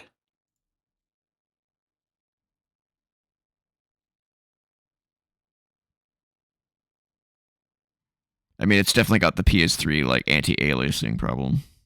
Yeah, it's a little shimmery around some of those edges. Yeah. Oh, look at the load times. Holy shit. There is no load time there on PS4. That's funny. Yeah. It actually doesn't look terrible, but I can definitely Yeah. see the PS3-ness. That sounds Yeah. so funny. The PS3ness. Yeah, yeah. Oh yeah. Oh, the light. We gotta see the lighting in that first zone. Is it rendering things in the distance at a lower resolution? Because it looked really blurry in the distance. Yeah, I think it is. I mean, for a game like this, it wouldn't surprise me if they had to do that. This is where all the lighting comes into play. See, Yeah. it's not terrible. I was expecting a train It's not, wreck. yeah, it's not terrible. Oh, look at the shadows. Oh, those shadows. Oh my god. There it is. There's the PS3-ness. Holy shit. You might as well just put a bunch of pixels right there in front of them. Yeah, look at those shadows. Like shadow taken. That was look like at those NES game shadow. Look at that shadow on the wall. Did you see that shit? Yeah. It was like a checkerboard. Yeah. Holy shit. They downscaled the shit out of this. Yeah, look at that. It's a checkerboard, but it's supposed to be a net. Oh my god. Yeah. Oh, that is chunky. Oof. At least it's there. Yeah. You know, credit where it's due. They got it in there. It just don't look great. But all the light maps look fine because they're all baked in, but the real-time shadows, yeah. Oh, even oh man. The animation looks pretty good still. Yeah, well, I mean, I'm sure it's the same animations. Hmm. Yeah, you can see that the pre-baked lighting is smooth. Yeah. Shadows there look fine. But as soon as you get like the real-time like stencil shadows or whatever, that's when it falls apart. Yeah. Yeah, it's looking it's better than I thought it would look, but definitely not up to the standard of like the proper version of the game. Wow, surprisingly the PS3 version sold almost 400,000 units in the first week. Wow. The 360 outsold the PS3 version, selling around 543,000. Wow. And then the PS4. That's a lot of people who then had to buy the next gen version right? if they wanted to keep playing it. Yeah, obviously the PS3 version sold over 2.2 million units. Is it like it's not like this would be a back compat thing? Like you wouldn't be able to put your PS3 version in your Xbox or your PS4 and just be like, oh yeah, we'll just run it through emulation or anything. There may have been a cloud save to continue your character over. Oh, because it was a live service game. But still, you'd still have to buy. Still have to buy another copy of the game, unless they did like a cross-gen purchase thing where you got both versions, like an upgrade. Oh yeah, they give you a digital download for free. Maybe. Yeah. Maybe. Well, that's an interesting. Look at the shadows. Oh my god, they're so bad. Oh, it's so flickery. Yeah, it doesn't even stay like solid. It's like, oh my god. No. I will say though, for a PS3 game, it's not terrible. Game, it does. Yeah, it looks nice for a PS3 game, but this is not a PS3 game. It's a PS4 game that's been backported to the PS3, and so that's crazy. we've got some rough spots. But yeah, I will say I mean the frame rate's not great either, but like no, it's pretty bad. And this is indoors. yeah, this is indoors, so it doesn't have to render way out into the distance. Is that okay? No, that was just the stream. It wasn't in the video. I was getting some major hitches there. It's not bad though. It's not bad. All right, let's move on. Yeah. Well, that's actually it for the show. Yeah. If you want to follow me on the socials, I'm at TJ-Leo on BlueSky. And I am at Ninjas on BlueSky. You can email us at co.optapodcast@gmail.com. Don't forget to comment, like, share, subscribe, ring the bell for notifications, and join us on the Co-op Club Discord community server. Link is in the description.